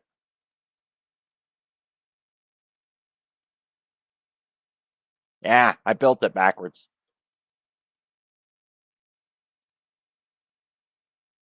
And this one actually capped out. Um, this should be three, and that should be two. I'm getting this thing all out of whack now. Yeah, no, I obviously got it broken somewhere.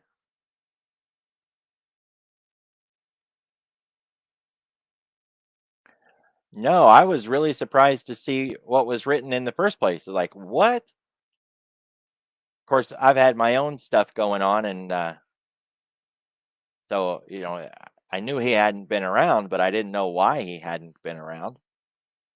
I was as shocked as anybody else, and that's the only thing that I've seen is what was posted.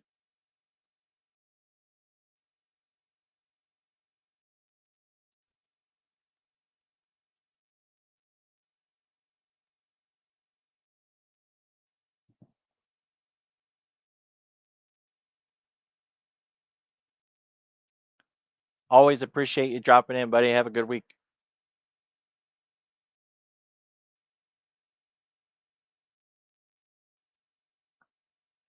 So since we were talking about this trade, I'm on the Bullish Bears website. I'm just going to bring up the risk twist spread so I can get the right strikes because I'm obviously building it wrong. Um, I don't trade the way I used to trade before COVID, so I haven't used this trade that much. Why are we having issues here? Oh, it wants me to log in. All right, fine.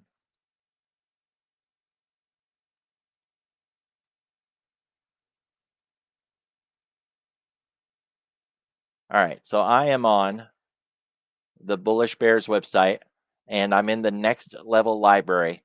We just want to scroll down to these, and I made a short one, like a little 5 minute recap, so that after you've watched the full video and you're just like, dang, what are those strikes again? You can just catch the replay one. I believe it's under hedging. Yeah, strikes for the risk twist strategy. You're gonna want to watch the whole video, right? It's just like a 5 minute quick snap, and it's right there. 131. We don't even need to watch the whole thing. We just stop right there.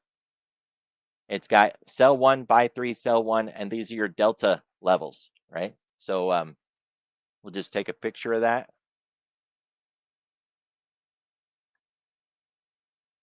and we're good. I'll put that picture in the chat. I highly recommend, though, watch the video. That way you understand what's going on. And I do talk about how to build it to the upside. This one is built for the downside, but of course you can flip it around and you can leg into it. And there's some qualifications looking at the volatility because if you have to pay too much for it, you don't want it. And the price alone will tell you whether or not it's a good time to put it on. And you can't put it on after the move has already started to happen. So say you're complacent, you don't have any protection, and then suddenly things are getting really nasty and you're like, "Oh shoot, I need to get some downside protection." Don't use this. It's already too late, right? You would have to pay too much to get it. So yeah, definitely watch the video. But let's build one. First of all, we got to go farther out in time. So we're going to use like 65 days. And we want to look at the first one, which says sell a 35 to 40 delta. Well, here's a 35 and here's a 40. We're going to be somewhere in that range. I'm going to use the highest 40 that I can find because we can adjust this after I build it to see if we want a better one. So now we need to buy 3 in the 22 to 27 area. Well, I don't have that many, so I got to widen this out. Let's go to 170. Look at the deltas, 22 to 27. I'm going to pick the highest 27 that I can find, and we'll buy 3 of those. And then we need to sell one between an 18 and a 22. Well, I'll just pick the highest 22 that we have here, and I'll sell that. This is a risk twist spread. Now notice we have more long puts than we do short puts. A butterfly would be equal, too long, too short, right? An iron condor would be equal, too long, too short. This, we have 3 long, 2 short. And that's why it has the unlimited fall profit. The farther we fall, the more money it makes. It's because of that extra put to the downside. Now, one issue with this that I can see already is that we're below the 0 line. We don't necessarily want that. The idea is if the market just continues to go up and up and up, you want credit up here. You don't want debit up here. So we got to adjust this a little bit. Let's just kind of bump everything down 10 and see if that helps. So 15, 5, 85. Make sure it's unlocked. That really didn't seem to move the needle, did it? And I am doing it on the SPX, which I've never done one on the SPX. The cost of this would be crazy. You would want to do it on like SPY, QQQ, XSP. Let's go another 10.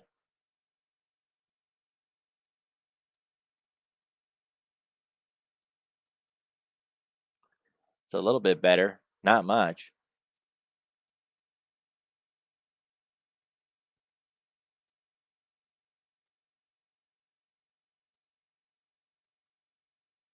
I just want to get that shape, so we're going to get a little radical with it.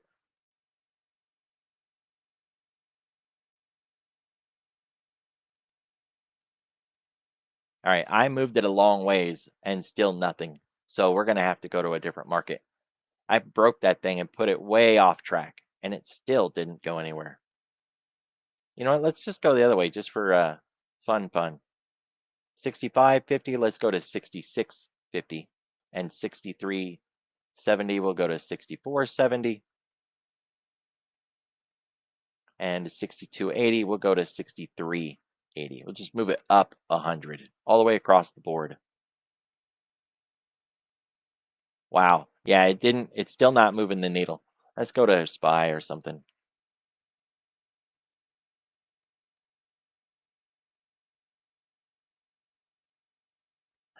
This trade is one that you can carry around all year long as we meet the volatility requirements. We're on the edge of what I would consider us being in the acceptable volatility conditions. I think we're probably a little too volatile, but it's a good one to learn either way. 35 to 40. So that one. We need 22 to 27.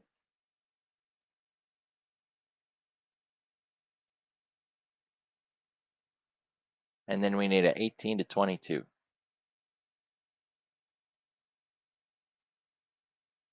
That's a debit already. I can see that these prices are too high, but it's all right. We're going to do it anyways. And just to get the shape so that I can show you guys what we're talking about here, because it's just the volatility is probably what's messing with this. See how it's got this weird little kick on the leg? It's not fluid straight up. It actually folds over a little bit. But we're going to just make this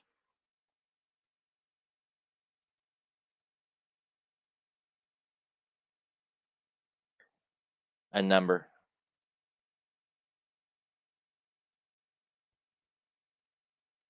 so that it's above the zero and we can see what it looks like. The way it should work is that as long as price is above this break even, then you're in the positive credit zone and you're just going to make that much credit. Then if it falls into this negativity pool, you're at risk. And then on the other side of that, once you're out of the pool, it's nothing but profit all the way. And the farther we fall, the more money it makes.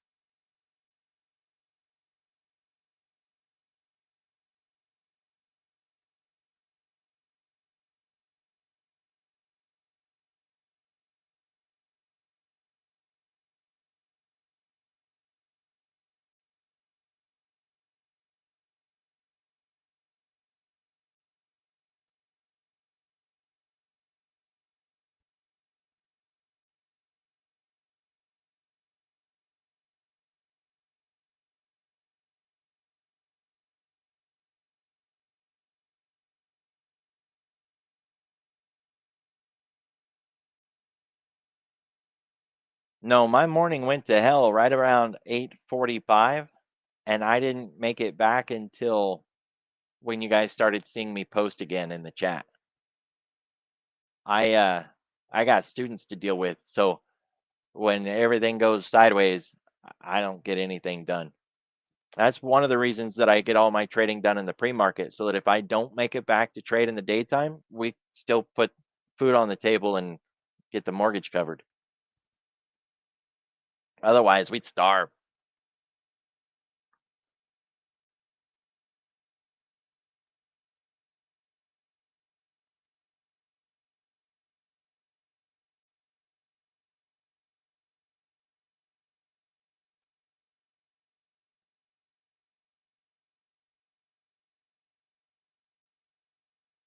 So this trade isn't meeting the parameters. It's likely because of the volatility. It's a good one to go and study. But what I was thinking is we got this situation, the market's up here. It's very likely not going to fall. And we could make some money if it does fall, or if we hold the line, then we just hold the line and we could make some money on that. So let's price what that looks like without one of these complicated spreads. It would start out with something like, say, a butterfly, for an example, or an iron fly. So a butterfly or an iron condor. Yeah, let's talk about the iron condor turning into an iron fly. We are at 661. So if I sell a put and I sell a call, that is the midpoint. And then the wings from that, I'll just go 5 out and buy, and 5 out this way and buy. And now we've got an iron fly. It says condor, but they're sharing a midpoint, so it's an iron fly. I got to get that other trade off of there. It looks very much like a butterfly, except it has calls and puts rather than just a regular butterfly that would be all calls or it would be all puts. All right, so it's the same shape. It's just using both sides of the tree. And as you can see, the risk is um, really low. It's $20, right? And the profit is the credit that we collected, the 480. Now this looks great, right? So then you're like, well, what's the catch? Well, one, I built this for November, so that's not going to do any of us any good because we have to stay inside this range into November. Good luck with that, right? That's not going to happen. So let's tighten it up and say the October 17 expiration. That's the next monthly OPEX. Third Friday of the month. 1, 2, 3, October 17. It's risking $20 and it says we'll be in this window. And it's giving us the 480. And now this is a $5 wide trade that you're going to sell to open and you're risking 20 to make 480. Usually you do something like a $5 wide credit spread and you risk 480 to make 20. And I don't like those, but that's what people do. This is risking 20 to make 480. If worse goes to worse, you lose $20 and that's it.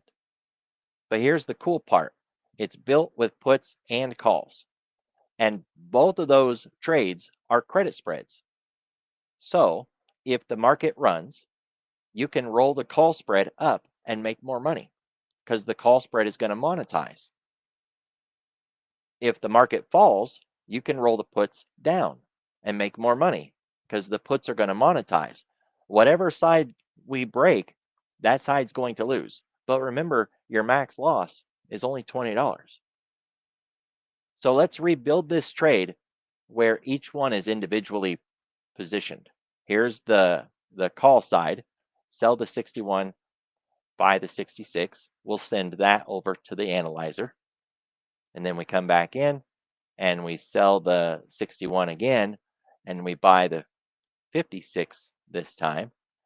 And we throw that one over to the analyzer, turn off the first one that we made, and it's the same trade, right? All I did is just broke it apart into pieces. So if price falls, those puts are going to lose. It's a $5 wide spread, and we collected $1.63 from those and $3.18 from the calls, right? So the calls are the ones that could make us the most money to begin with, but they're the ones that we're going to roll down and make even more money. This is going to lose, at least in the short term, so we're not going to fix it. You don't try to salvage that loser, you just leave it alone. I'm looking at that number and I'm thinking, I want more credit than that, right? Like I don't really like it. But that's where we got an inverted skew right now. We got right side tail risk. So they're paying us more money to trade short calls than they are short puts. And that's weird, right? The market normally doesn't get scared about going higher unless you're looking at VIX and oil.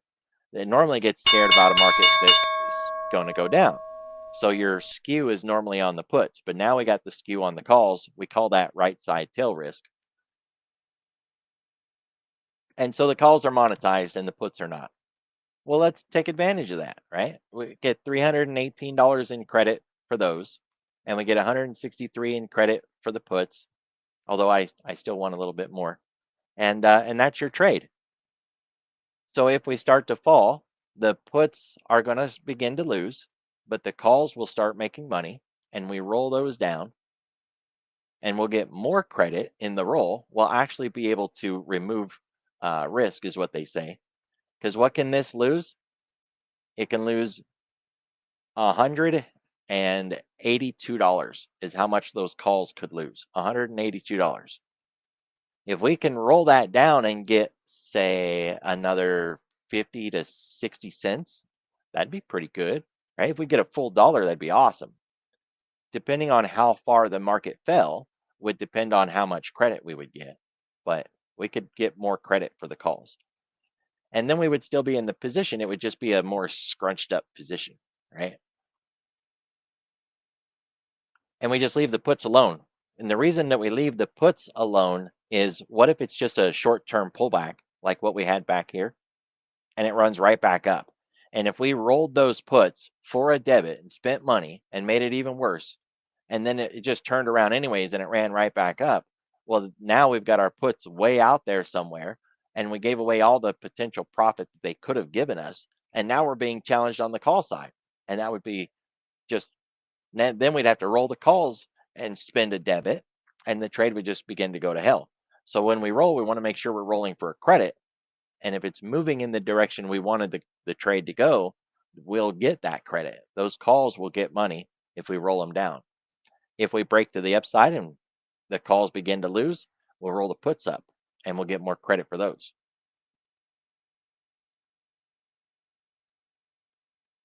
This is a good trade to carry around, and it's equal on both sides. But it doesn't have to be equal on both sides. If we think that there's some potential for the market to really go up more than down, we can skew this, right? It's called a broken wing butterfly or a ratioed fly. We'll start with a ratio fly. So I can just right click, choose to buy butterfly. And it's a 1-2-1. Pretty simple. Costs $3, low risk. And we could just throw that out there and look at it on the analyzer. That looks funny. So there's our little $3 butterfly. But it's equidistant, right? It's $1 on one side, $1 on the other, and now it costs $4.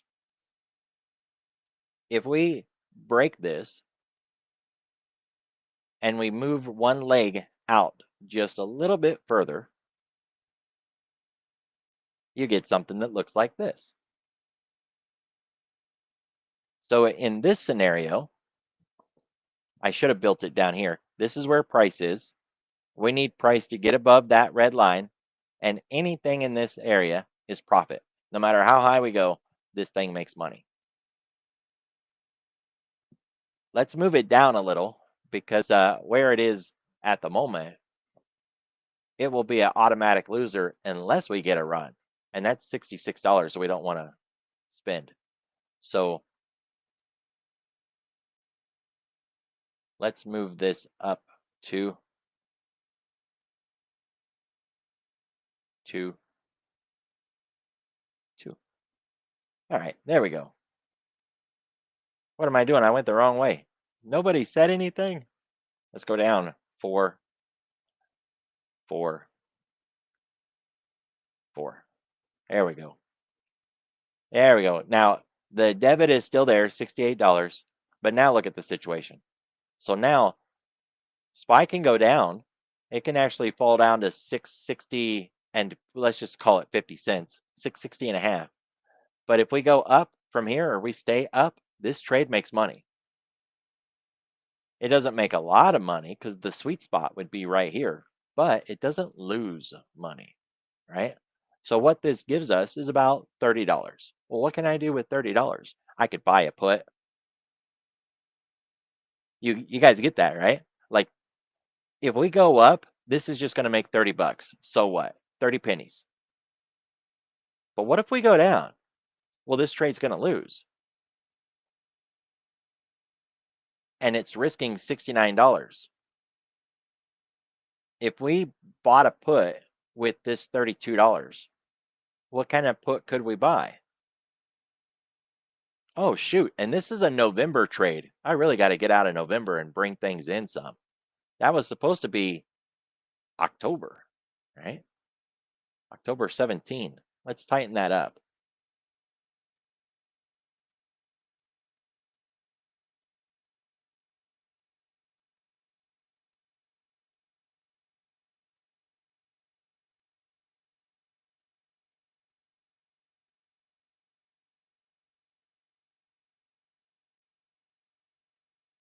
All right. So what kind of put can we get with 33 cents in October? 32 cents. Boy, not much, huh? There's not much down here that we can get for 32 cents.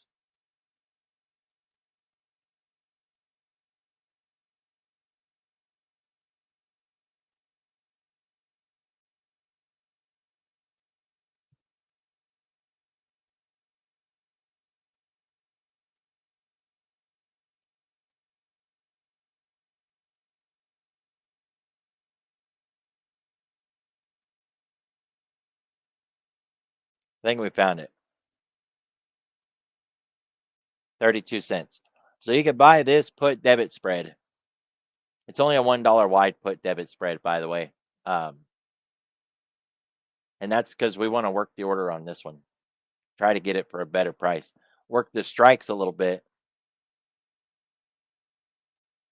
If we could get this a little cheaper, that would be better. All right. So if we could work the order, work the strikes, try to bend our wheel here.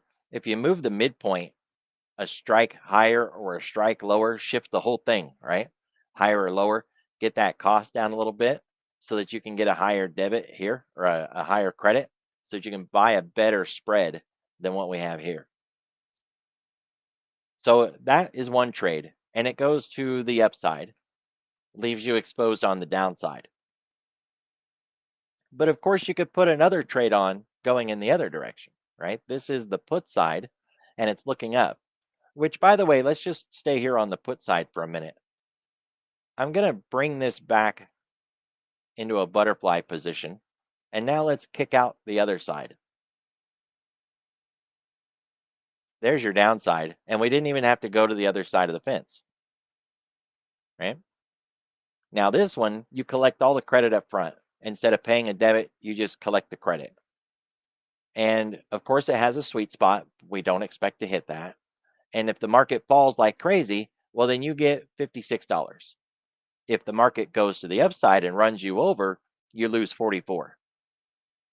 So you're risking 44 to make 56. And what can you do with $56? You could buy a call. Same thing though, right? You would actually buy a call spread. You just need to make sure that the call spread can make at least as much money as what you're about to lose here, which would be $44 if you held this all the way to the close, which I argue, why would you? If you get ran over and the market goes to like 670 and you're like, yeah, no, that broken wing butterfly is screwed. Close it. There's no reason to take max loss on it. If you took a 50% loss on this and say you lost $22, as long as you have that call that can make more than 22, you're still going to make profit on the call, even though this lost.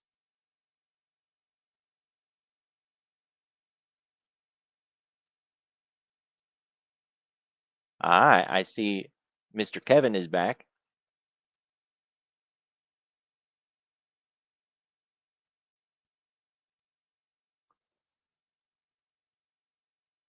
So that's one kind of butterfly, right? And we did both of those left and right with puts. But there's another kind of butterfly that we call a ratioed fly.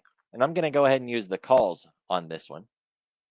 Thinkorswim calls it an unbalanced fly. I was taught to call it a ratio fly. It's the same darn thing, right? Don't get hung up on it. The reason I call it a ratio is because a butterfly's ratio is 1-to-1. And if you change that ratio to a 1-3-2, then you changed the ratios. That's why it's called a ratio fly. They call it an unbalanced fly because it's supposed to be a 1-2-1 and they made it a 1-3-2. It's unbalanced. It's the same thing though, right? So it's just semantics. It doesn't matter what you call it, tomato, tomato. This one looks very much like that put one that we were looking at, doesn't it? It's not the same. The steepness of these lines are different, but otherwise it's the same thing. It's got the same risk too, around $40 and $60. It's almost identical. So what this one is, if you look close, that 1-2-1 of a regular butterfly, it has that, and then they took a credit spread and they put it on top of it. Right? You know what I mean? Like they just took a butterfly and added a vertical. So if we was to build a butterfly all by ourselves with a 61, 62, and 63, and then we built a credit spread and we put it on top of it, it would be kind of like that. 61, 62, and 63.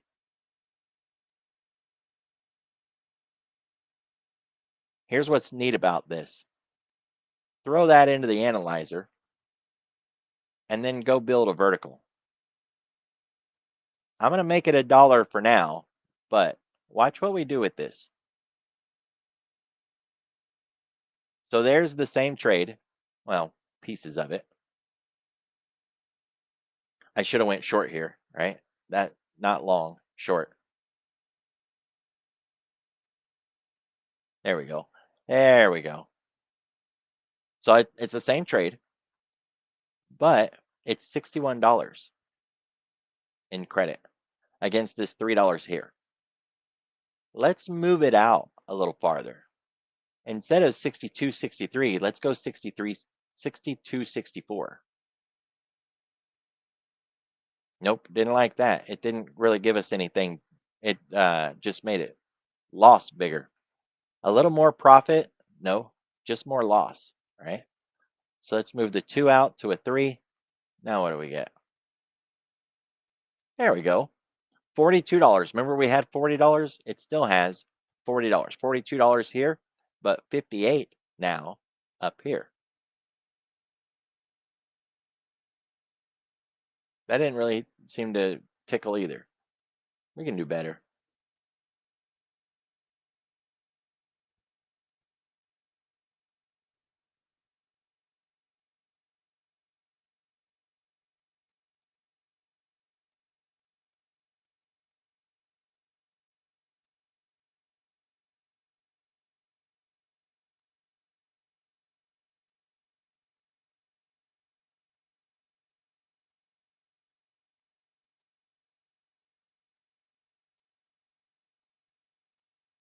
So that's not working. But this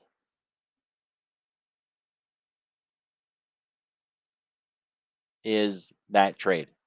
So you're going to get a free credit spread that you can close at any time, that you can roll up, roll down, just take your profit on, and leave a naked butterfly afterwards. Because you'll basically have the butterfly that we all know and love with a vertical sitting on it. And so at any time, you just take the vertical off or roll it or do it whatever you want with it. The broken wing butterfly is really versatile. You can do so much with this. Every time I would present at the options boot camp for Benzinga options classes, this is the trade. They'd always say, bring a trade with you that you want to talk about. This one. It was always my favorite. Because you can go long, you can go short, you can go sideways, all with the same trade. So what happens if you put them both on, right?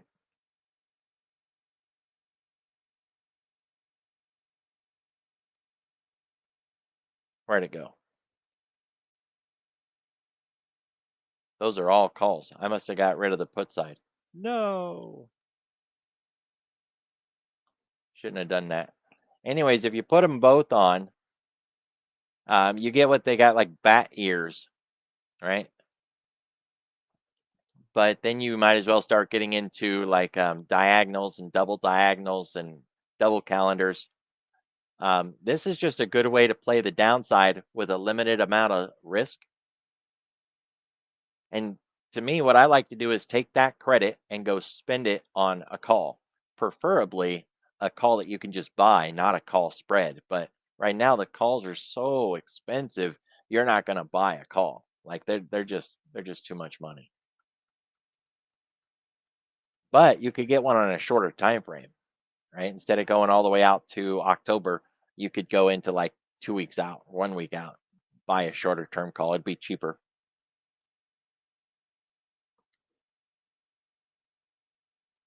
So the idea with the hedge, hopefully I didn't confuse you guys with that. It's not a hedge, right? If you're just looking for a short trade, it's just a short trade. Because if you're going to hedge your portfolio, you would want to beta weigh your portfolio to understand how much risk you actually have so that you know how much protection you need. And just like with your house insurance for like fire insurance, you might put $100,000 of fire insurance on your house, but it will never make you whole again. because there's just things in your house you can't replace, right? The money won't cover it. The hedge is not designed to protect your entire account. It's only designed to protect a little bit based on the amount of pullback you think you're going to get, how much heat you think you're going to take. That's all it's designed for to do. And even that is hard. The dealers, they hedge all of their risk. Talk about some complex stuff. Holding billions of dollars net long or net short and then hedging at 24 hours a day. Whew, they stay busy. So hopefully this gives you guys some ideas on how to make some money to the downside while still making something to the upside if we do go up. It gives you downside exposure without punishing you for going long. And you can build them in either direction. So you can carry one in the Qs long, for an example, and one in SPY short.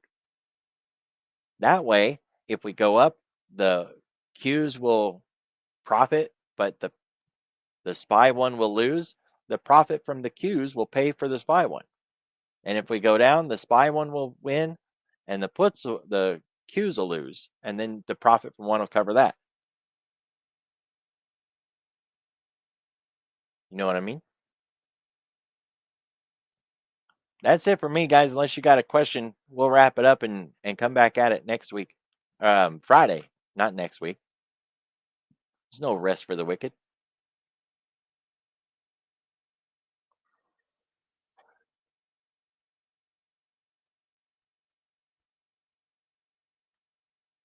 You too. I hope you guys have a good evening. If you got questions on this, I know it can be complicated if you don't trade options that much. We'll go into it if you guys need to go deeper into it. Otherwise, I'd say Friday, unless I get a topic request, I want to do a deep dive in the markets and look around at the different ratio charts and the different tools that I have and see how much risk we have out there because there are some signals that are starting to show up and we got to heed those. But we've had signals like all year and we've just been running anyways, right? So the signals alone aren't enough, but we'll see what comes out of it. As always, guys, if you got topics you want to cover, hit me up, put them in the chat, and I will see you all in the morning for the morning briefing.